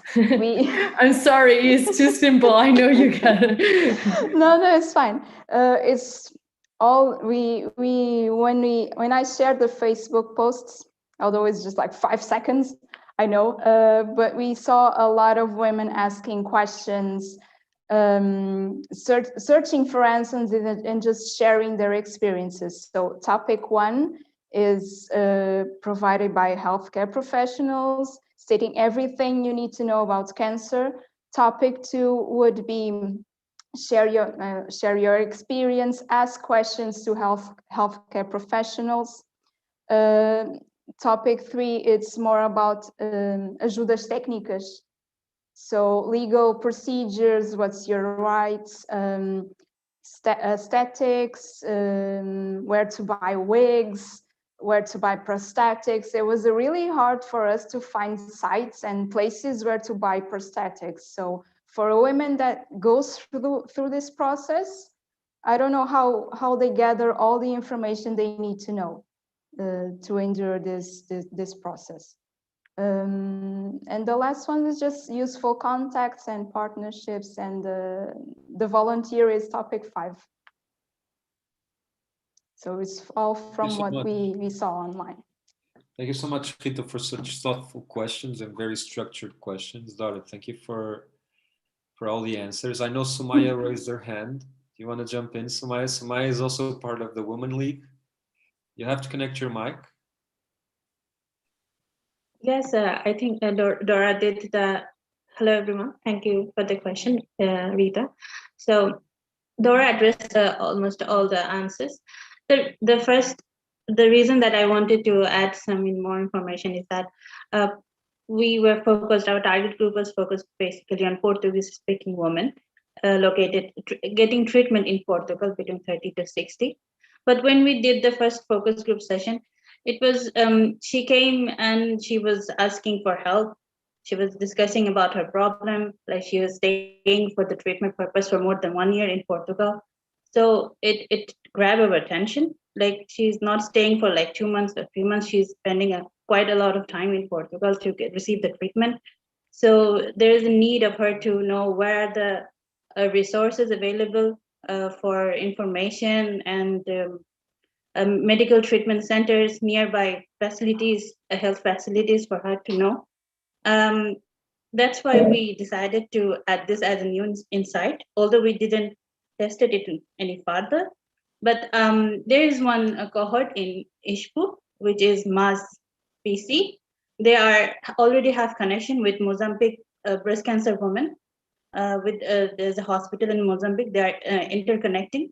They're collecting their data and also analyzing them. So recently they published this data and showed that the multidisciplinary approaches really help this woman to reduce the side effects and burdens of the breast cancer.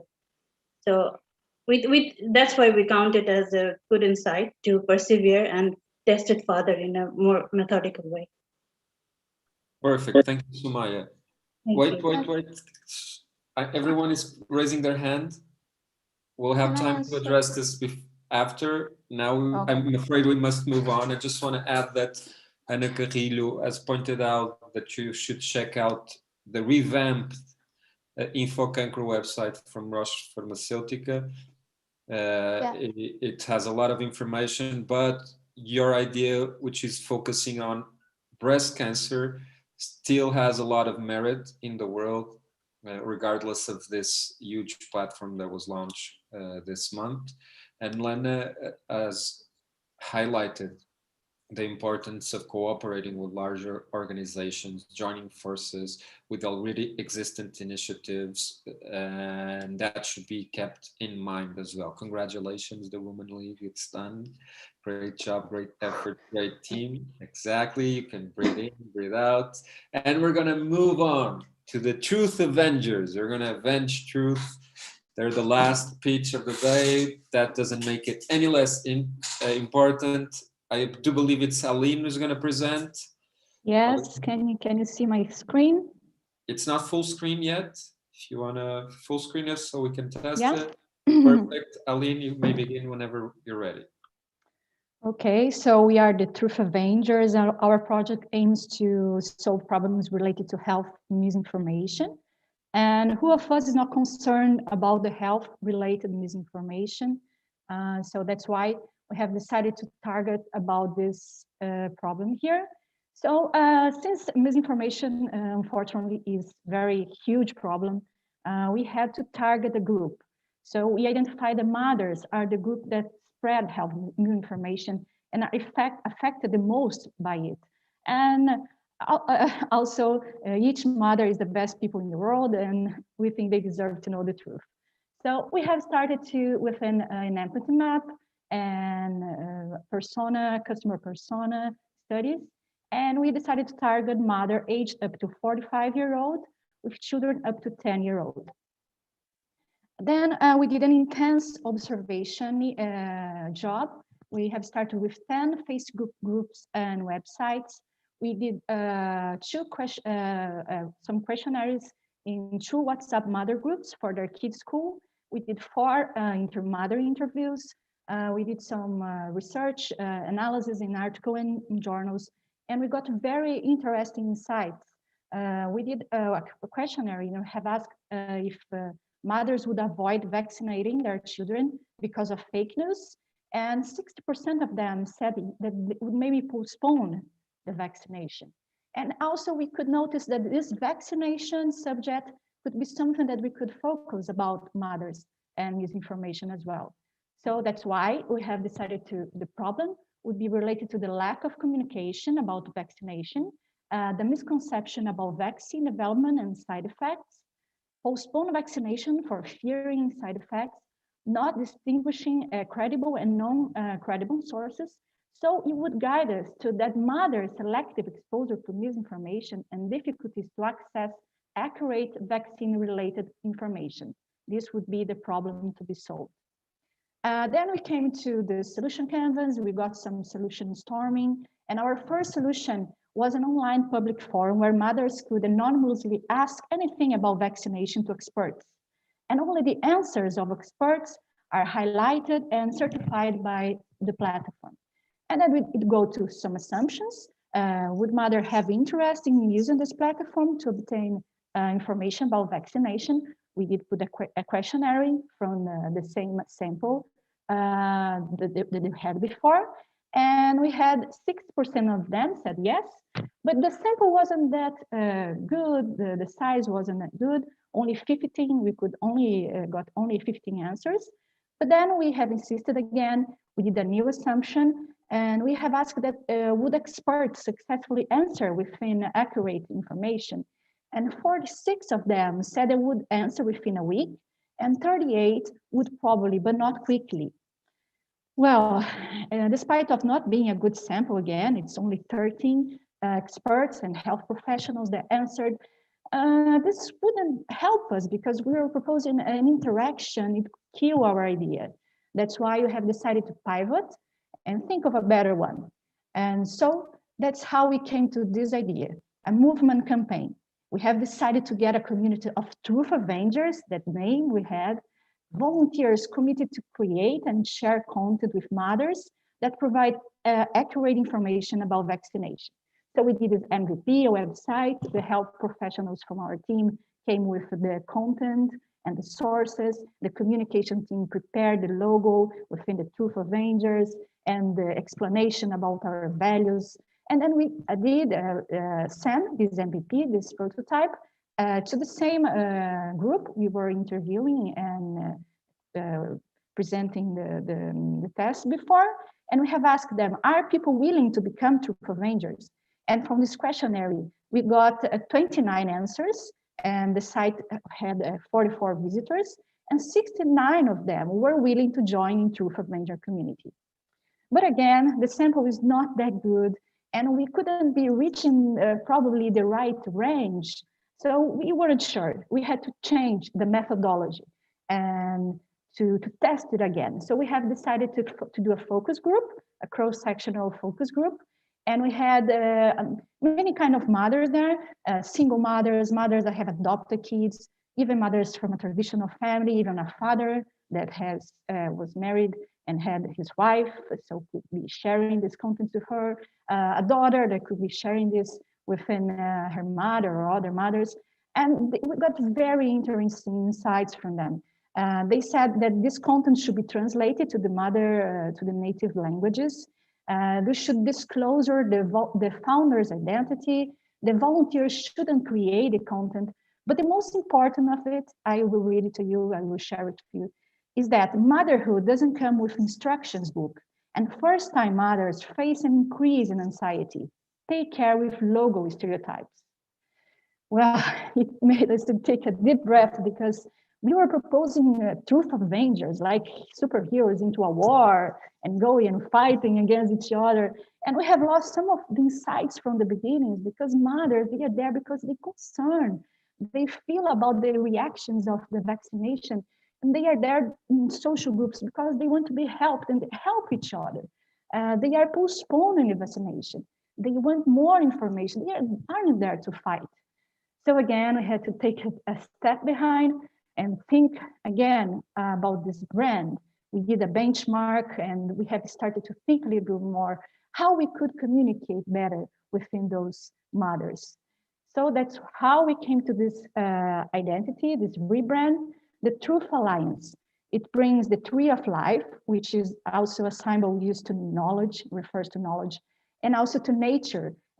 Even in the Greek mythology, Gaia, the mother of all life. And we have this brand tone of voice. It's altruistic, sentimental, emphatic, family-oriented, friendly, and reliable.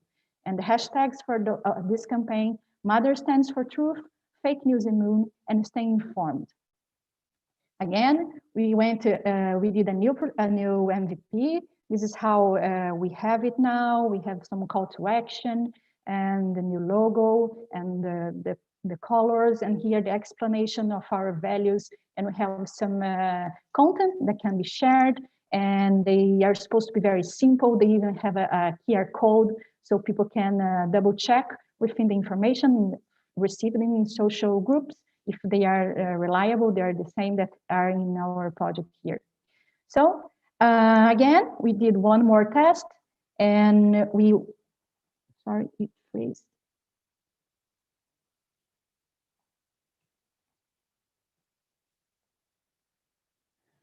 Sorry. Okay, we got this new MVP, and we got back to our interview from the focus group with a longitudinal study with the same sample, and we have interviewed them. And they told us they liked the new approach, particularly the image and hashtags. The new identity conveys sensitivity and a sense of collective mobilization, and that it talks better with the proposed audience. Well, this is good. This was a good answer, because a collective mobilization, that's what we wanted since the beginning. So we are very excited to move on, and we have here a milestone. Here is the milestone, the platform launch. We are considering to be the first phase. We will develop this website, prepare a better wireframe with posts, infographics, and short videos for mothers to advocate as personal defenders of vaccination. The second phase here we are considering, it's very important, is partnership across sectors such as EUGLOH and health companies. So we are thinking to maybe have health events related to this subject. It's a hot subject, and we also can advertise about this our project and gather more volunteers to help us with many things, to create new content, to translate it. And that's why we consider a last phase, it's the scaling, because we think that we can accelerate access through native language. As we pointed before, the language is a key factor to our project. But just in this group from us here, we could translate it to Portuguese, Vietnamese, Hungarian, Indonesian, Chinese, Dutch, French, Yoruba, Bengali, 13 nationalities. So it's a huge possibility and a very inspiring possibility. So guys, this is the Truth Avenger team. I had the pleasure to work with these guys in these last weeks, but we hope that some of you there as well could be part of the Truth Alliance and be part of our team as well. Okay, thank you. Obrigada. Thank you, Aline. Thank you. If you stop sharing the screen, please, so we can see each other all again. Thank you for your passion. It was amazing, this presentation. I will not say anything. I've talked a lot today and throughout these 10 weeks. I'm going to ask Charlie and also Joana Magalhães, who haven't spoken so far, to please provide some feedback or criticism to the work. Yeah, first of all, thank you very much. You already used the word, Thiago. I think it was also very passionate in terms of, as a kind of startup guy, I'm always looking, how do people sell yourself, sell the idea, how do they convince? Because I mean, this course is about digital media and health communication. So I think you're quite familiar with on how to communicate your ideas. It's also well structured, so easy to follow, even if you're not that much into the topic, maybe not that much into health related issues or topics. And for me, it was quite precise and clear on what you're working on, also then the next steps you were looking in. So congrats on your presentation and thank you. Thank you. Yes, I would like also to join on the congratulations and to the previous teams. I really like how the projects evolved during the last weeks. I'm really happy for the results, and I also liked how this project evolved. How in the beginning you were also considering the mothers that actually don't want to vaccinate, and then you change the focus group. Actually, I think the pivoting steps within all groups has been a really great effort from everyone, and I think it's very, very valuable with what you achieved. And I really liked also how you gave importance to the native languages. Obviously, if you don't consider that, then your focus group will be even more narrow. And I would, you were talking about partnerships, so maybe I would suggest you to contact Maldita Ciencia, but I will talk a little bit about them after. And I think I already talked about it. It's a misinformation project, and that they mainly create content against fake news, and then they have people to share all the information on WhatsApp and social media. And I would say this is a clear group, because mothers normally are in WhatsApps with the people, with the other mothers. I'm going to use the term parents. So with the parents from schools. So I think it's a great place to be sharing the information that you're creating, and congratulations. Thank you. Thank you, Joanna. I think one thing I gather from this insight that Joanna gave you is that there are already truth avengers working on the field. Maybe those should be your first call. Okay, those are your first allies. They're not even early adopters. You're giving a name to what they already do. I think Deborah wants to join in as well, and then Professor Joana Rezende will also like to intervene. Yes, so congratulations on your work. This is a topic that's really that really interests me, fake news and misinformation. And so I had one question, which is, have you, because I wasn't sure what kind of interaction there would be with the public with your latest version. And one thing would be certain is that anti-vaccine movement people, they will jump into this sort of forum to try and spread their own agenda. So have you predicted this, and how do you plan to handle that? That was my question. And then I had a comment when I read one of the questions you had in your analysis was, would you avoid vaccination? And when you address these problems, it is always sensible to try and keep the questions open as to not reinforce a possible answer. And in this case, it would be interesting to ask, what do you think about the COVID vaccine, and what are your concerns about this?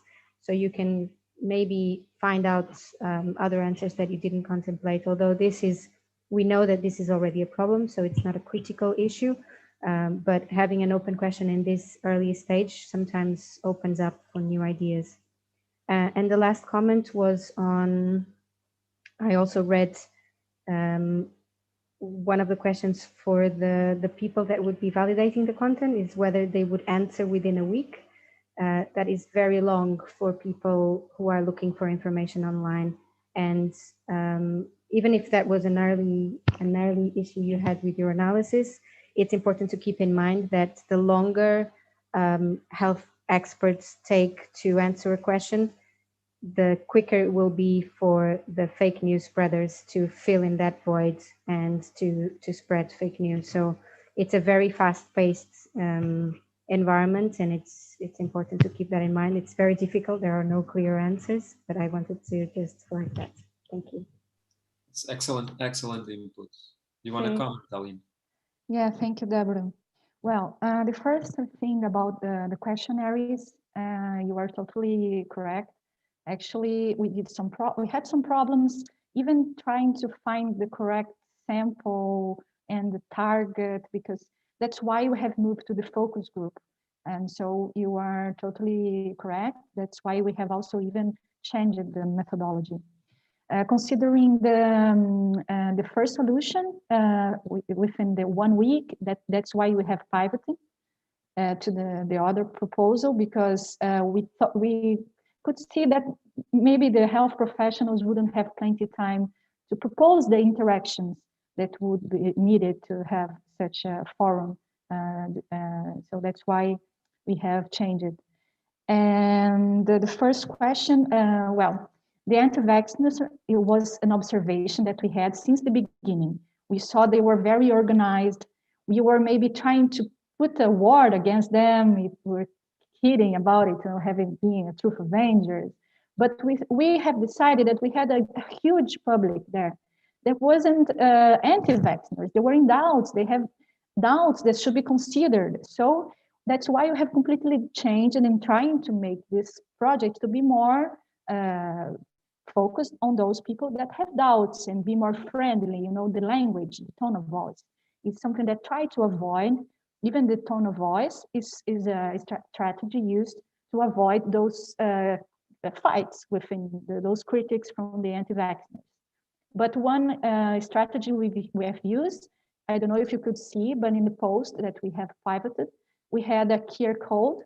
And so if, for example, an anti-vaxxer come and get our content and change part of it and use it as if it were something that they would say it's against the vaccination, we have the QR code there. It's supposed to be linked to our website, and there we have the information double-checked, fact-checked there. So it's a strategy. But of course, we are considering this. But in this, our solution is proposing a possibility of trying to help those that really need and really want to be helped.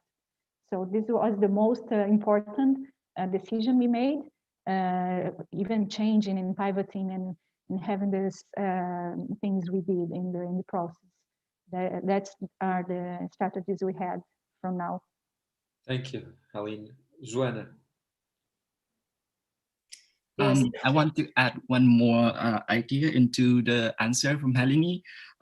We have already prepared for the anti-vaccine group, and last week we decided to think about having the frequency asked question, and so the people can see what our interest, because we think that the anti-vaccine group will target us and ask what are we doing? Are we working for pharmaceutical company? And they can read that we are working this from like a movement, and we want to provide facts for the mothers, and that's what we want to do here. And instead of being passive and receive misinformation, the mother now can see that the information that's shared on our platform, and we can be more actively and try to tackle the misinformation problems.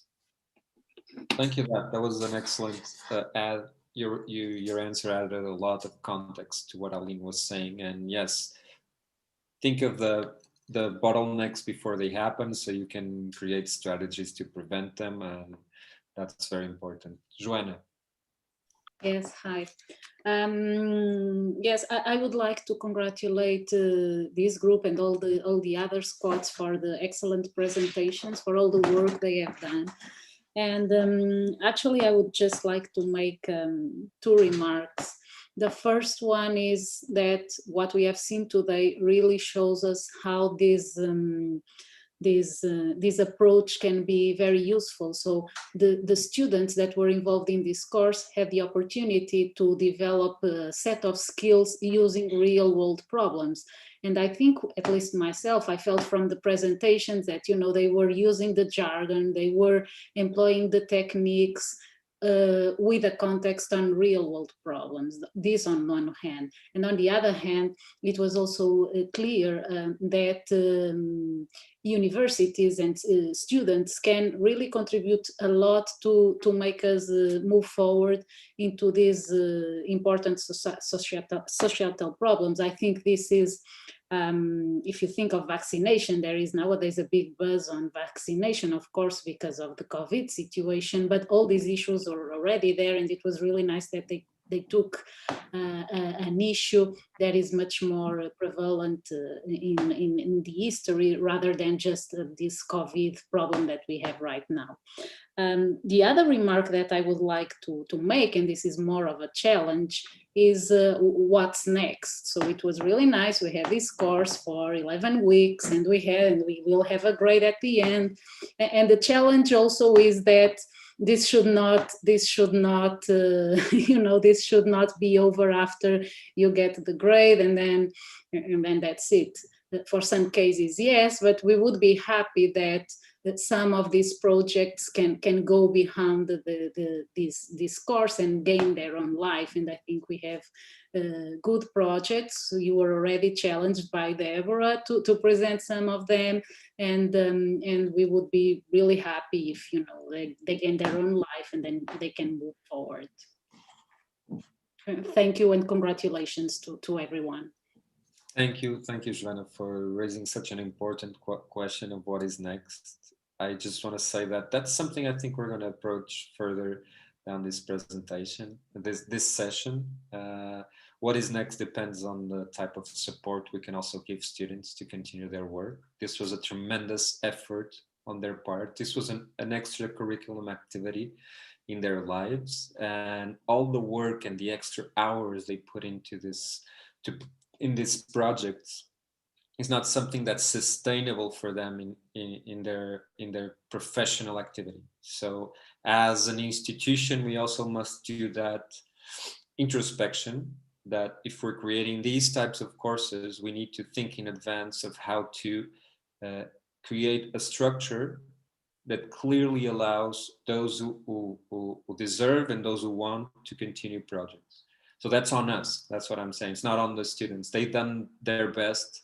And we had 33 hours counted of being synchronously working. And as you can see, this was hundreds of hours of work on their part, each group. So they over exceeded any expectations we might have at the beginning. And for that, I am very, very, very grateful for their commitment. I've said this many times.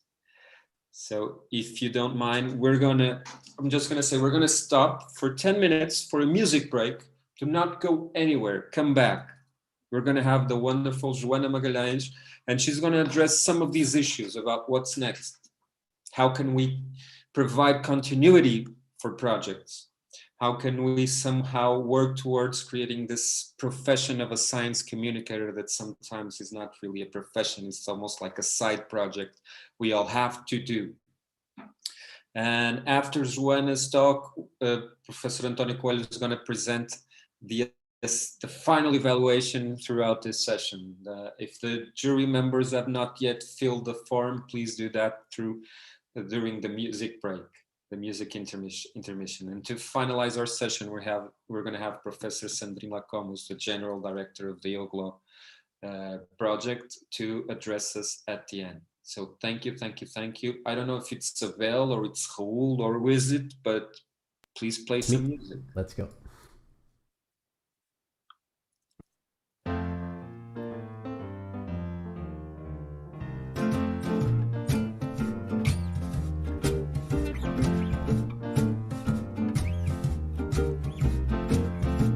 My baby don't care for shows. My baby don't care for clothes. My baby just cares for me. My baby don't care for cars and races. My baby don't care for Huntington places. Liz Taylor is not his time, and Diva Liberace's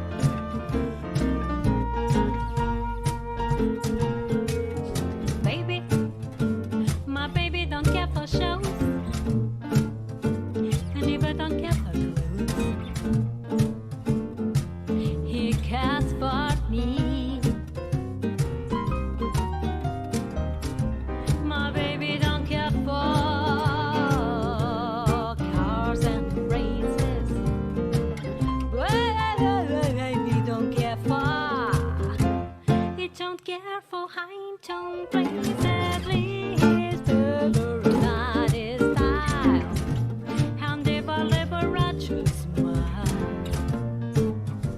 Something he can see. I wonder what's wrong with baby. My baby just got far. My baby just got far. My baby just got for me.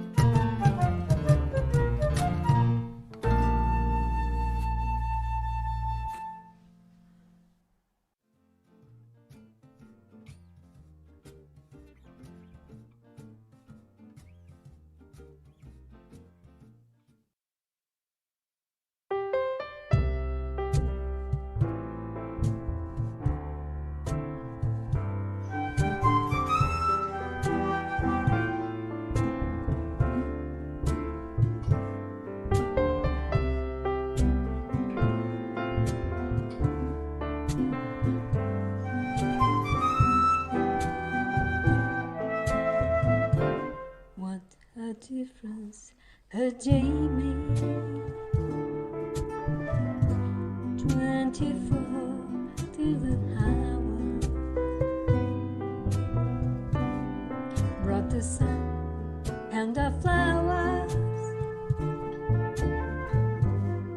Well, they used to be red. Oh, yesterday was blue, dear. I'm a part of you, dear. One lonely night through, dear. Since you said you were mine, well, what a difference a day made. There's a rainbow before me. Skies above can be stormy. Since the moment of bliss, that thrilling kiss, it's heaven when you fight romance on your menu. What a difference a day made, and the difference it you.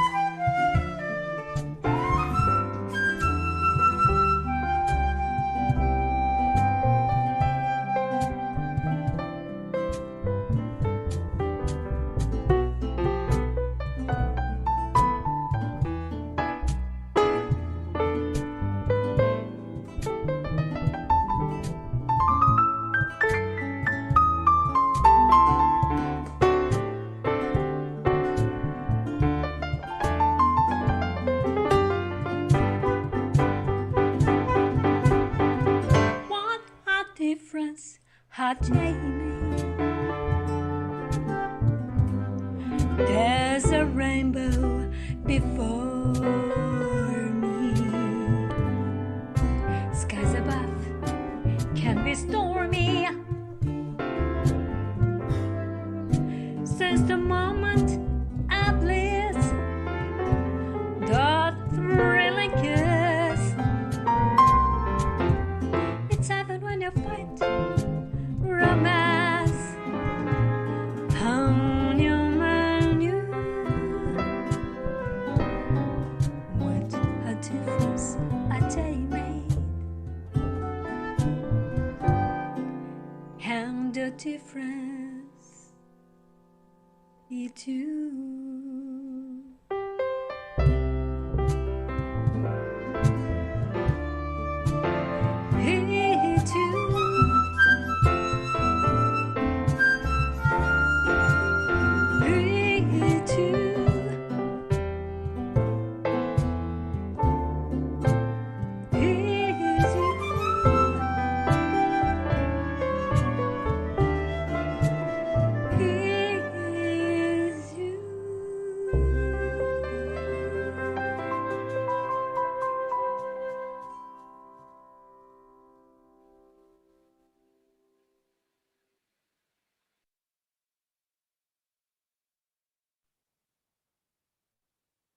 So thank you all for sticking with us. We're gonna give a couple of minutes for people to get back, to connect the cameras again.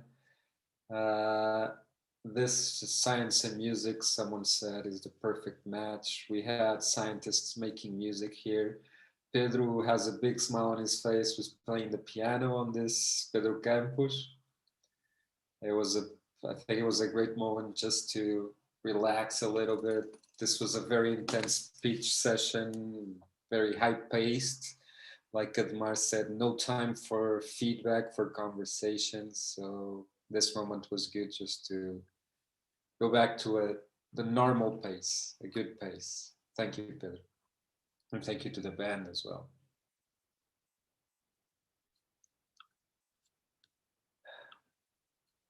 So now we're gonna have, do you wanna say some words, Pedro? I saw the mic. It's muted, it's muted. Sorry. I was just going to say that it was a pity that it was not live, a live concert, you know, but due to the current conditions, it was to be like that. But thank you for the invitation. And okay, so this is, by the way, the INESCTEC jazz band. So INESCTEC is one of the research labs attached to the University of Porto, but not only to the University of Porto. So all the people that you have seen there are researchers or people that work there. So we played My Baby from Nina Simone. It was the first tune. The second one was What a Difference a Day Made from, this was the version of Jamie Cullum. And thank you. Thank you, thank you. Multidisciplinary at heart. So we're gonna move on with the schedule. I'm gonna ask if Joana Magalhães is with us already.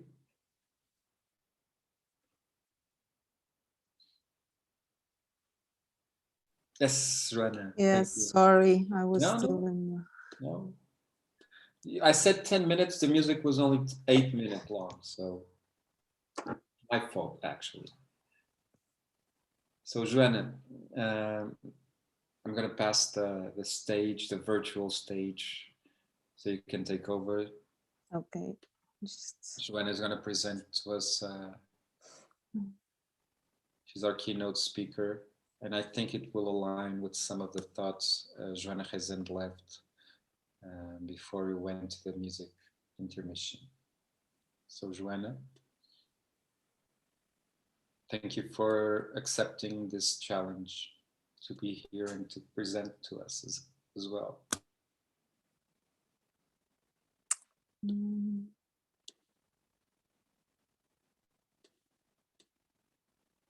Can you see the screen? Yes, not full screen yet, but we can see the screen. Yeah, I have a problem with my full screen in this computer. This is the full screen that I have, so I apologize. No, for then that. it's perfect. If it's a technical problem from the computer. Yeah, it is. So again, congratulations to the teams, and also thank you for Tiago to challenge me to think a little bit more of how these projects can advance, but actually how different limitations that we currently have on the science communication professional environment, I would say. So today what brings us here are the global health challenges that also support part of the development goals set by the United Nations. And from all of the different challenges that we hope to tackle in the next coming years, we would never imagine that we would have, or at least the general public wouldn't imagine that we would have a virus knocking on our doors. And without any doubt, 2020 has been the year of the pandemics, but it has also been the year of science, and science communication has played an enormous role in how people interact with all the scientific news related of these pandemics. So not only we had a pandemic, but also we are living currently an infodemics that also came across with in a few of the presentations that we heard before.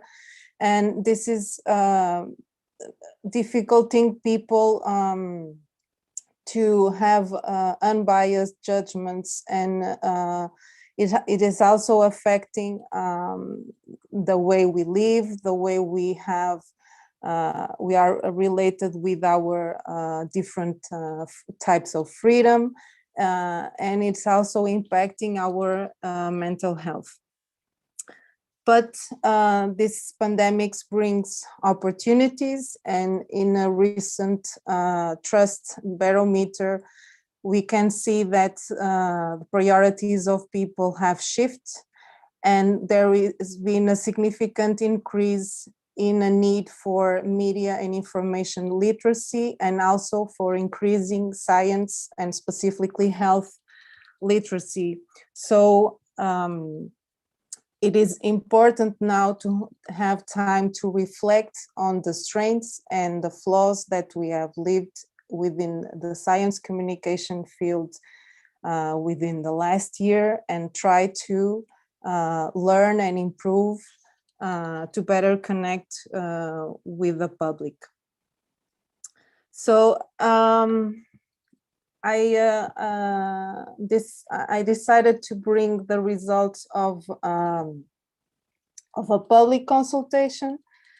So I'm using a little bit of the methodology that was used during the course. I'm going to the audience, no?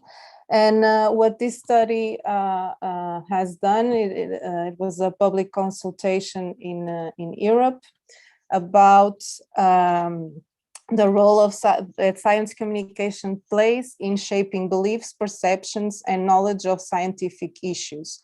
And it was done specifically on 4 topics: on climate change, vaccines, alternative and complementary medicine, and genetic modified organisms. And it had the main goals to understand how citizens are informed, the reliability of the sources, and how to improve science communication. I'm not going to go into detail because I have no time now, but I'm just going to the suggestions of the citizens to improve science communication. And here you can see some of their opinions are related to a more important and leading role from scientific institutions and scientists. Also, in regard to health topics, the need for doctors and nurses to be involved in science communication actions. Also, people want that television has specific science sections on the news and has invited scientists on programs. They also believe it's important that the education system holds for students a solid training in critical thinking, and also training for professionals relating specifically journalists and science journalists. And there is also a demand for a variety of formats beyond the traditional media. And also citizens want to be more empowered for their decisions, and they demand, or they suggest, a more direct engagement with the scientists. They also asked researchers and science communication practitioners or professionals what were the incentives and barriers for their engagement in science communication. And some of the reasons are similar. So one is regarding the social commitment or responsibility, also the personal professional benefits, or alternative career paths. And some of the barriers can be summarized in lack of recognition, lack of time, lack of training, and also lack of resources, lack of institutional support, and lack of permanent jobs and not being vinculated to the institutional strategies. So there were a series of recommendations that the researchers from this study propose. One side for policymakers, that is including science communication specifically on scientific program calls, from using indicators that can reward the science communication on the scientific or scientist jobs, and also include science communication subjects in undergraduate science degree programs in order to be part of the necessary skill sets for the future, and also offering scientist institutional support. And on the other side, for recommendations regarding supporting science communication practitioners, we have either regarding earmarking specific resources for promoting the specialization in science communication, establishing awards and recognitions. Also, a very important thing that appears constantly is the stability of the new science communication jobs in public science institutions, also promoting science communication as an alternative career path. And again, in recommendations for practitioners, we have specialized training, including science communication in institutional strategies, creating institutional positions, and also promoting specialized science communication. In this regard, I would like to share some of the initiatives that I'm aware of in Spain. It's the country where I'm working on.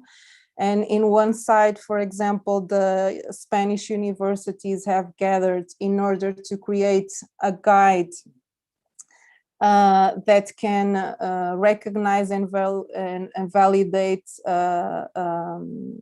the activities of science communication and public engagements of researchers, and also a very famous award that it's been given by one of the oldest, the oldest museum in Spain that is based in La Coruña. It's called Prismas Casa das Ciências. Also, there is a specific public yearly call for projects on science communication, not necessarily on funding research on science communication, although it's included also in the call. And this year the budget was increased for almost 4 million euros. Another thing that the Foundation of Spanish Science and Technology does, it's every year they select, when the project's finished, they prepare a catalog with the know-how from the different projects, in order that people can have ideas, or they can either replicate the different initiatives that went well and they're innovative in their own communities. And all of the content created is then gathered in a divulgoteca, so a library for all the different content of the projects that is done. And another thing that I would like to highlight is that the FACIT Foundation also supports the creation of a network of units of scientific culture. And this can be either included within the press offices from the universities, or they can be independent and specifically dedicated to the public engagement and science communication, apart from the institutional communication strategy, or within research institutes. And I would also like to comment on or highlight a few shifts that have been occurring in the science communication and public engagement of science into more inclusive, participatory, and multidisciplinary models. So one of them is regarding a shift in the way how we see patients and the patient participation in clinical trials and clinical projects. So we are moving from a participation and looking into patients as subjects in a clinical study into a full involvement of people with different conditions in the full cycle of research projects and clinical trials, and as they will be included as patient research partners, setting also research priorities and steering the direction of research. And in the end, we would have a higher advocacy for people to participate in research and also patient involvement. Another idea is different spaces that are appearing throughout the world as idea colliders, like the International Network of Science Gallery, which is a space for experimentation where there is no permanent collection, and they function as an open call process focused on young adults, and they bring each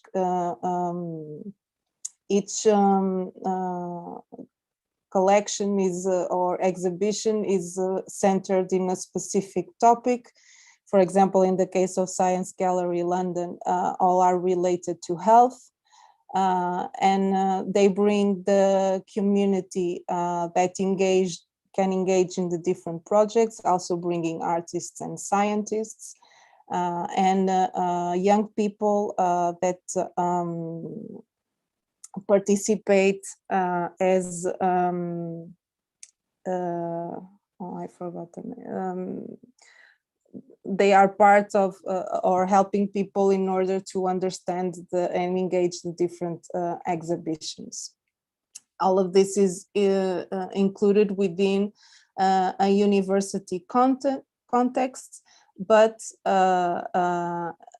normally opened, normally accessible in a public space.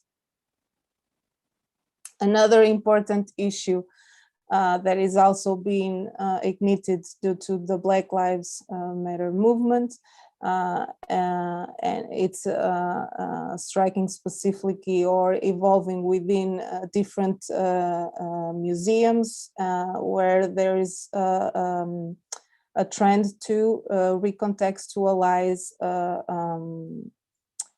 medical collections, considering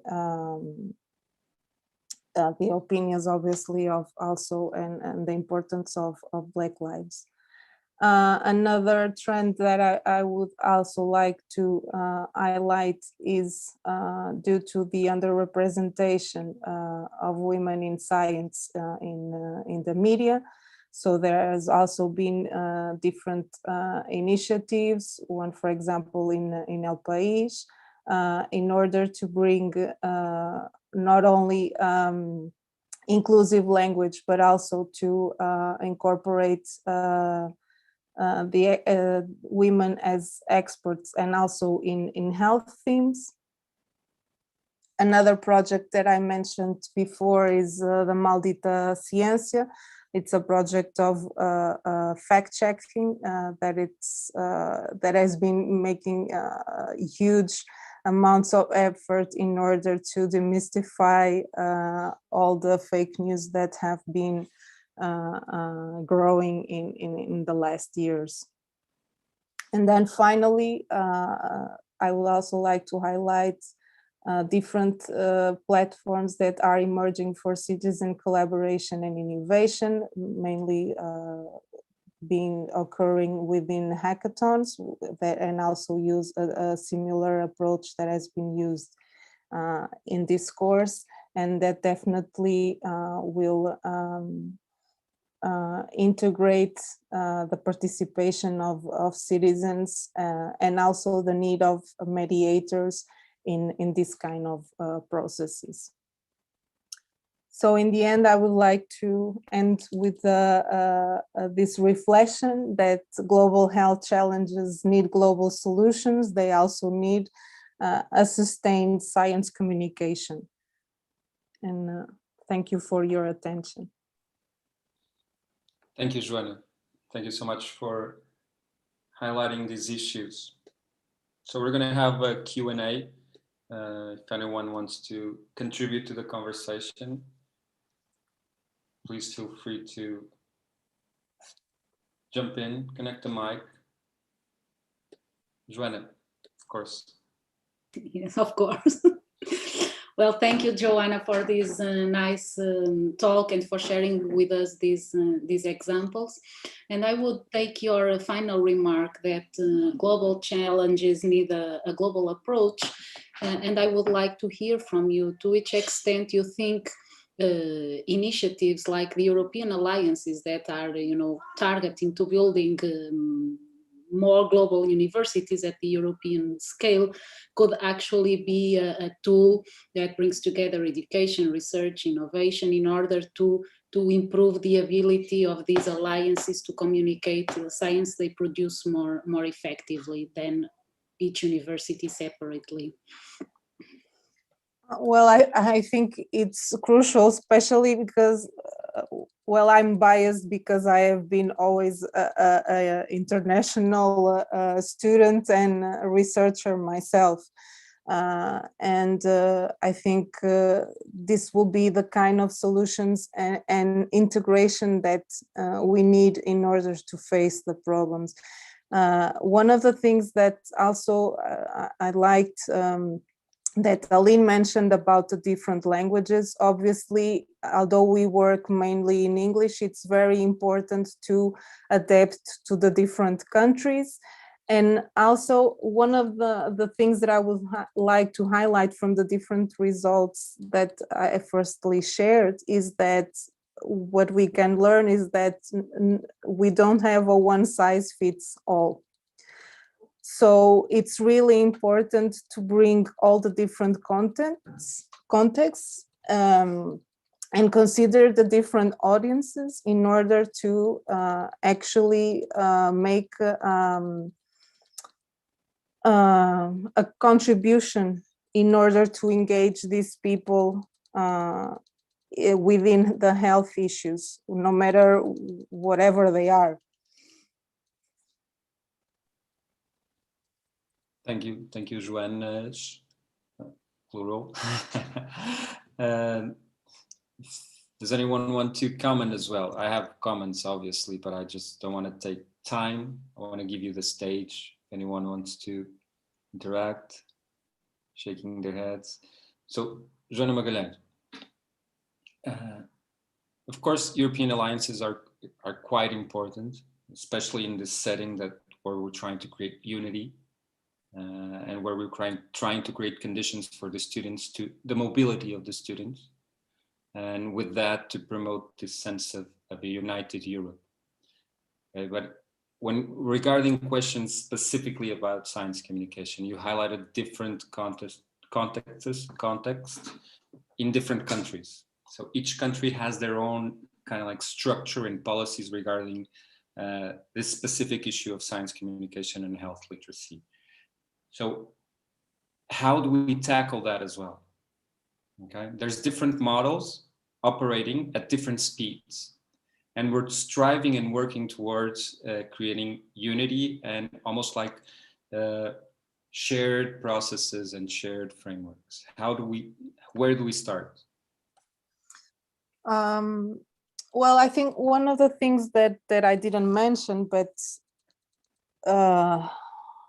that I got to think, obviously, when I was preparing this is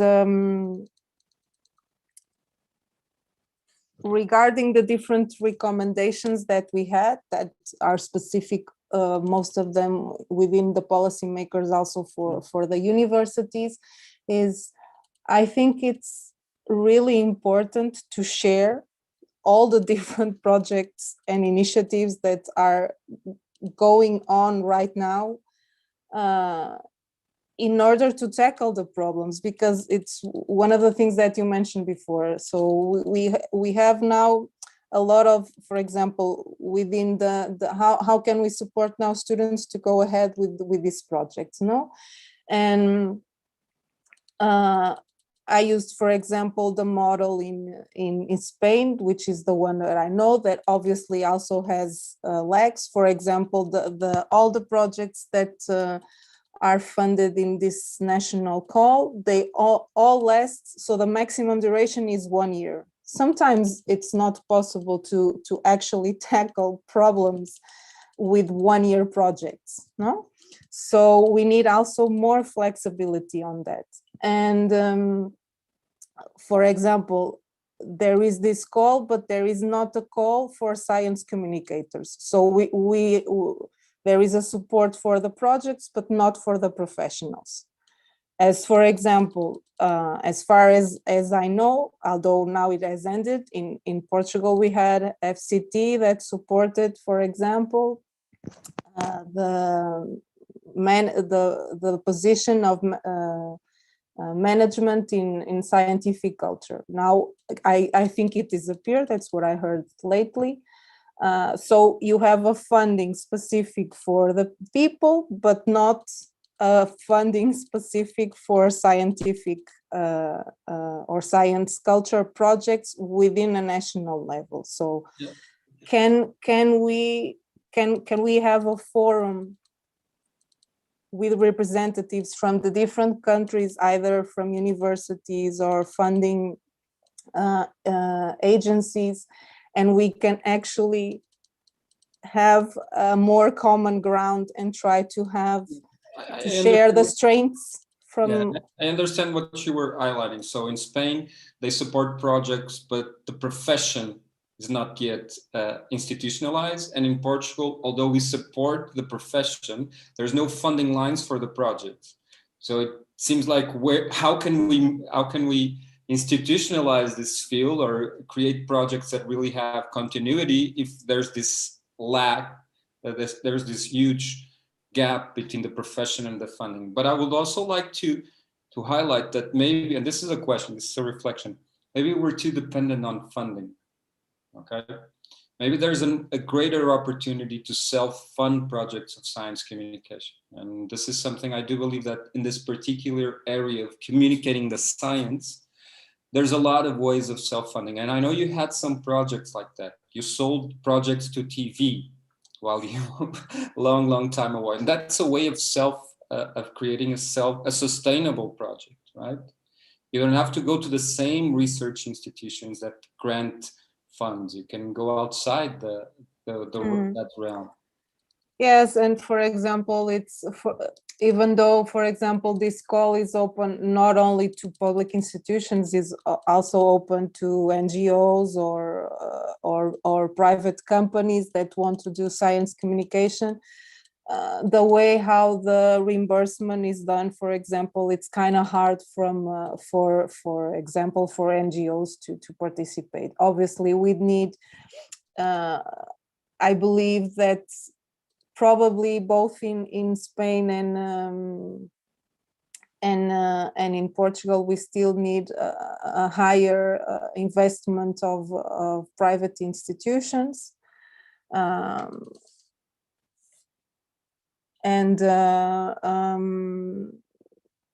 it's something that we also need, and we need to tackle. No, we need to reach these private foundations in order to have to support science communication. So there's a big opportunity. Personally, I do believe that there's a big opportunity outside the realm of research grants to help this much needed field of science communication to become sustainable. But for that, we need different thinkers, and people that think. We've taught these students to think about how can they establish partnerships, who are their key partners, and we need to maybe take a step back, and when we outline these courses, to think that from the get-go, and do not first do the course and then think, oh, what do we do next? But maybe we should start from the beginning. I feel that is something that definitely we can improve in order to improve the experience for our students. And I also would say go for the unexpected, because well, you mentioned before that I created a few years ago 2 television series, which is kind of awkward for a scientist, and within that, of course, I had a few restrictions that I had to overcome, because it was the first time that someone did that in the institution. So trying to go around the established, it was difficult, it was a challenge, but in the end, there were a lot of people that were interested in contributing. One of them, for example, was Vodafone Foundation. I actually didn't reach them, they reached me because they had a subtitling volunteer club, and they were looking for content. So they were interested in this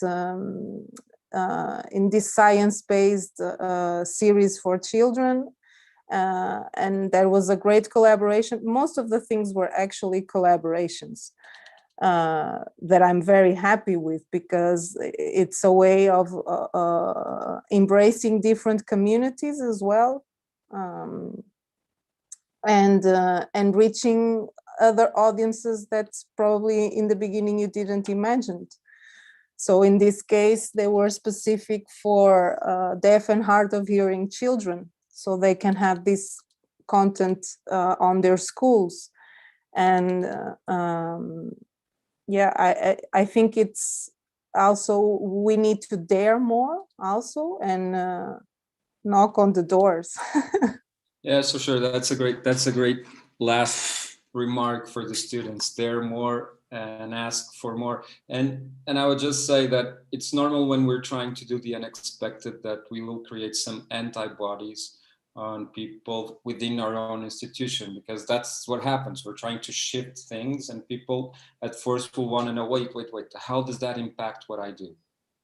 How does that? So it's normal, and you'll have to, for all the students, you will have to gain your own territory. It's not a fight in the sense that it's a war, but you will have to prove you're worthy of that new territory. Step by step proving, and the only way to prove it is by producing, by not letting yourself be consumed by self-doubt just because people are doubting the unexpected that you are trying to create.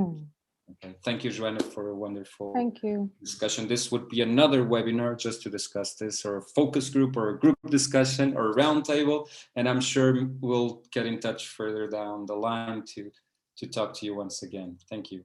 And I will pass the word to Professor Antonio Coelho, who is going to present the results. So hello, everyone. Good afternoon. So I want to say some few words. I didn't intervene before because as my background is on engineering, we will all learn that when a machine is running perfectly, we don't want to mess with it. So I was really enjoyed every hour of these classes all over these 10, 11 weeks. And especially, of course, this last celebration, which was incredibly a celebration of excellence and inspiring as well. So before, I just want to make some words. So this course was a challenge. We used challenge-based learning, but this is all a challenge by itself. So Professor Joana Rezende and Professor Maria de Luz Fernandes, they challenged me to organize something that could enhance the way the students of this alliance could excel in putting their ideas to work and on the market. So this, of course, was not easy. So the first approach of, like I say, an engineer is get the right team. And so I would like first to thanks to Joana Rezende and Professor Maria de Lourdes Fernandes for this invitation. It was really great for me, and I learned a lot.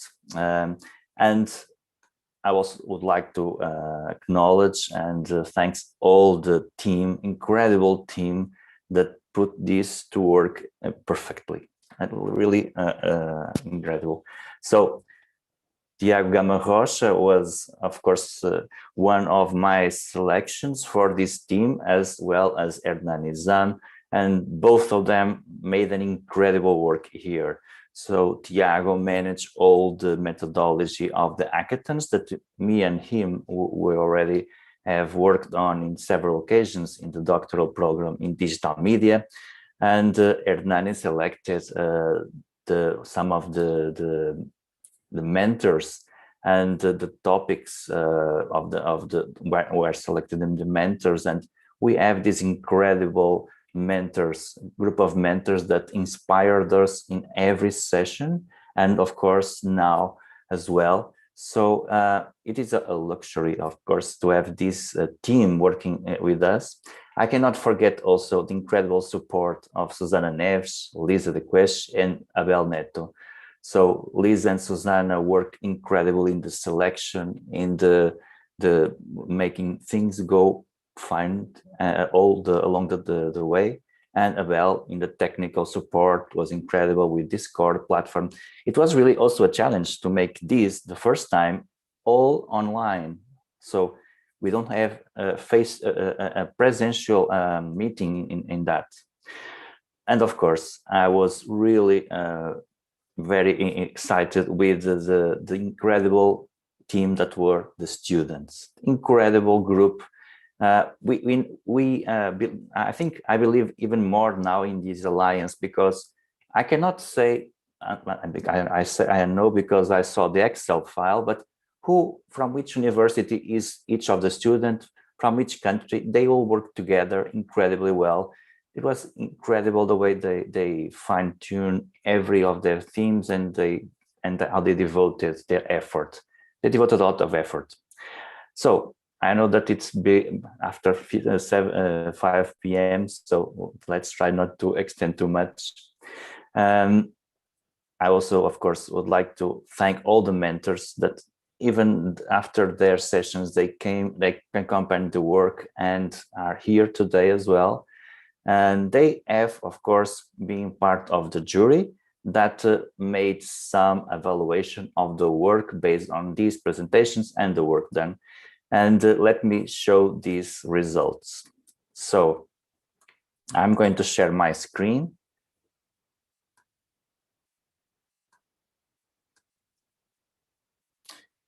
So we can see the results on some of the questions we asked the jury. So the first question was, overall, how do you rate this project? And this is an average of all the projects together. So there is not a specific project here, there are all. As you can see that the measure is 80%. So they were rated from 1 to 10. So that is a very good job here. And we have a lot of, we have 17 opinions about being excellent. So very good results. Did the presentation have a coherent structure and storyline as well? 80 to 90% excellent as well. And the relevance of the theme, I want to focus here because I think that the themes were proposed by all the students. They voted on the themes. And what we see here is that all the experts consider the themes excellent in terms of the relevance to the society and science, and the field, of course, of science communication. So very good job as well. We also have excellent results in the presentations. So as I have witnessed as well, great presentations, congratulations. You really were able to put the communication very effectively to all the audience. That I want also to greet those that are not in the Zoom, but are looking at us outside the Zoom. So did the presentation give a clear perspective of the core problem as well? Very good results. Was there a clear solution? Of course, 11 weeks cannot give us the perfect solution. So there is still work to do, but we have in a very good way. So 75% in average is very, very good. Did the presentation explain why the proposed idea was most compelling? Again, yes. So there are still some things. It's then 10 minutes presentation. You cannot see everything, but the results are incredible as well. And was there a clear link between the proposed idea, the core problem, and target audience described previously? 80%, yes. About the assumptions, also they're very good results. The presentations clearly lay out the key assumptions on which the success of the innovative idea hinges. And were all the measured assumptions identified? Well, of course, there is still work to be done, but anyway, it was very good. How do you rate the choice for the leap of faith assumption? Again, the 70% was the median of all this. And yes, of course, there is still work to be done. Especially, there was also restrictions in the way that people could not be contacted presentially. It was all online. And so we have these restrictions in terms of communication. About the MVPs, 90% was the top of the choice of the jury. So 90% is excellent. So I think that this is also very relevant, because most people, when I talk, they want to produce the product just as they have an idea, they want to go for the market. No, this iterative cycle is essential to create some minimal viable products, and then try it out with the users, evaluate and learn about that and redesign, and until you get to the product that can lead you to the market. So this was, again, excellent. Also, they classify the MVPs to test hypothesis very good and excellent. And finally, how to rate the relevance of the insights of the project, of the process of building the next iteration. So 90% as well. So I think the results are really put into quantitative data what we have thought by ourselves about these excellent pitches, that is very good topics, address really the needs of real people that demand these solutions. They were produced iteratively. Different ideas were proposed and redesigned until they get to the last MVP they showed, not the last product yet. And these projects are able to go further to the market if they have support for it as well, of course, of investors and so on. But anyway, I think that this acknowledges that the squads, they really acquire the skills that interdisciplinary and interculturally, they went for the problems of society, the challenges. And this is, I think, one of the important thing about challenge-based learning is that it's not just a problem, but a challenge that faces and they can change the world. You can change the world, and this young generation can change the world. And just a brief last graph here. So this shows how the different teams were evaluated. As you can see, this evaluation was very homogeneous for all the teams. All the teams excelled, some highs and lows, of course. There are some peaks around here, for example. You can see here, for example, let me just, you can see here that you have a very good relevance of the team. That's one of the top points. And again, here also, the experiments have been conducted very methodically. So the methodology you use was very well done by the squads. Of course, that has an influence also of the professors, mainly Tiago Gama Rocha, but there are some highlights and homogeneous results. So you are all in congratulations. So thank you all to this incredible project, and I hope to see some more next year. This was the first one, so congratulations to you all. And I now pass the word to Tiago. Thank you, Tiago. No, thank you, Professor, and thank you and congratulations to all the group. I wrote this on our platform on Discord. You have made me a very proud professor. This is one of those days where I'm very proud to be a professor.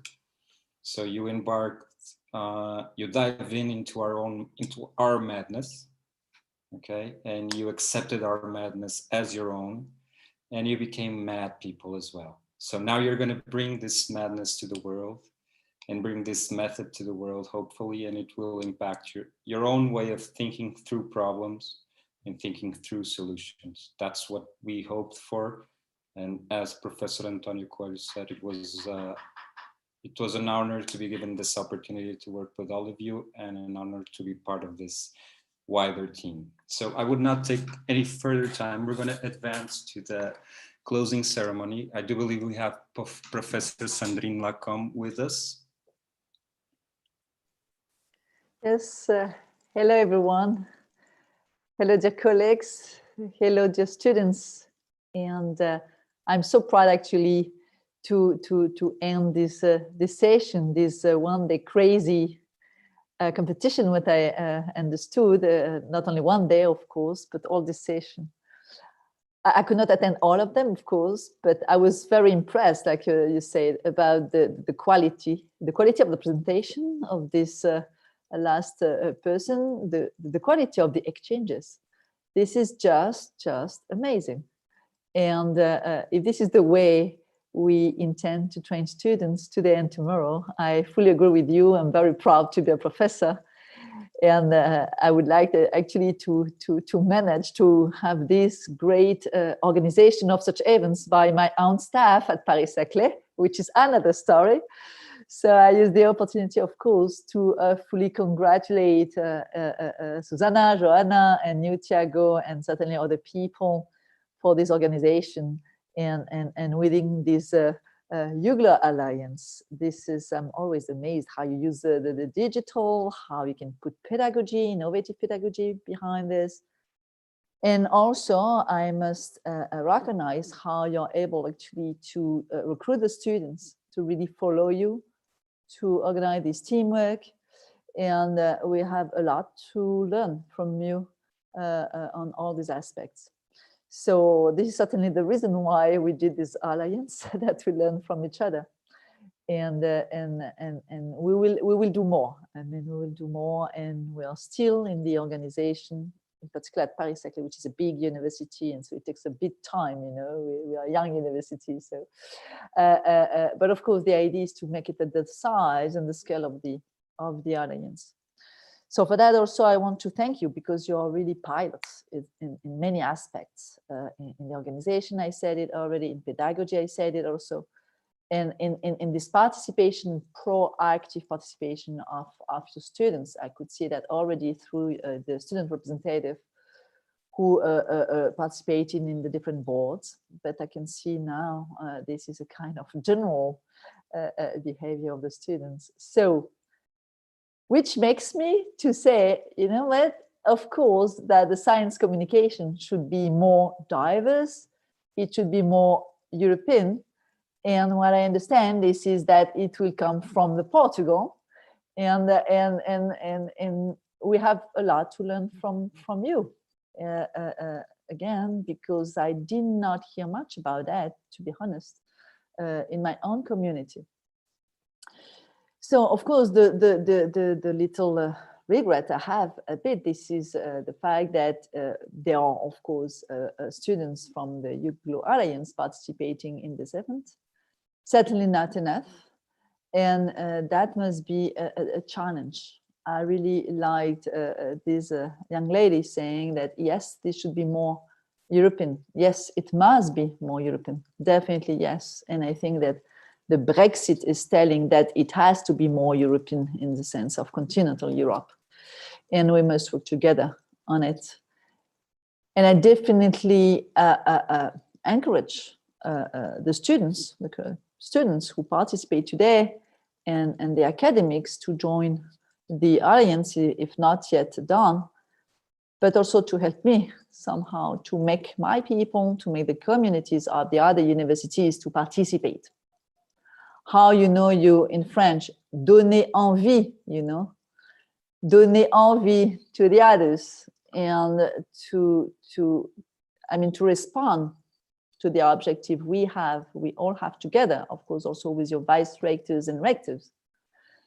But I have to say that there's so much effort to open the eyes, to open the minds of the people I meet every day.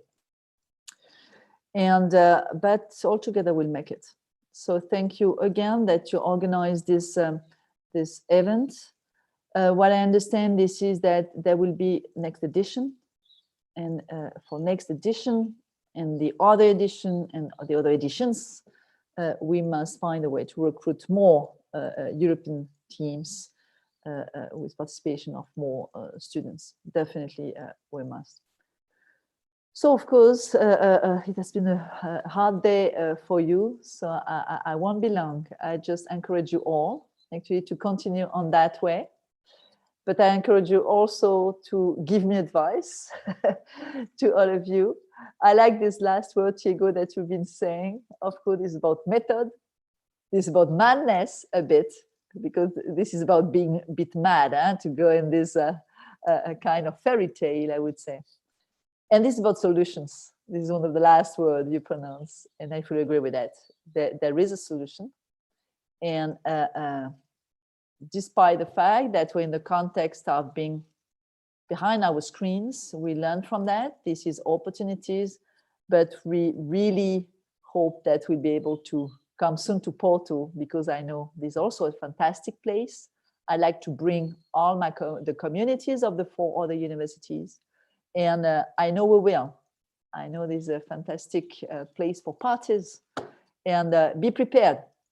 We will soon. So good luck to everybody, and we'll meet soon. Bye-bye. Thank you again for all. Thank you, Professor. And on that note, we're going to finalize today's session. Thank you all for coming. It was a true pleasure. And I do hope we get to do this again and maybe bring some of the students as mentors for next edition. That's how we promote continuity as well, is to promote you from students to speakers to mentors. So thank you again. See you next time.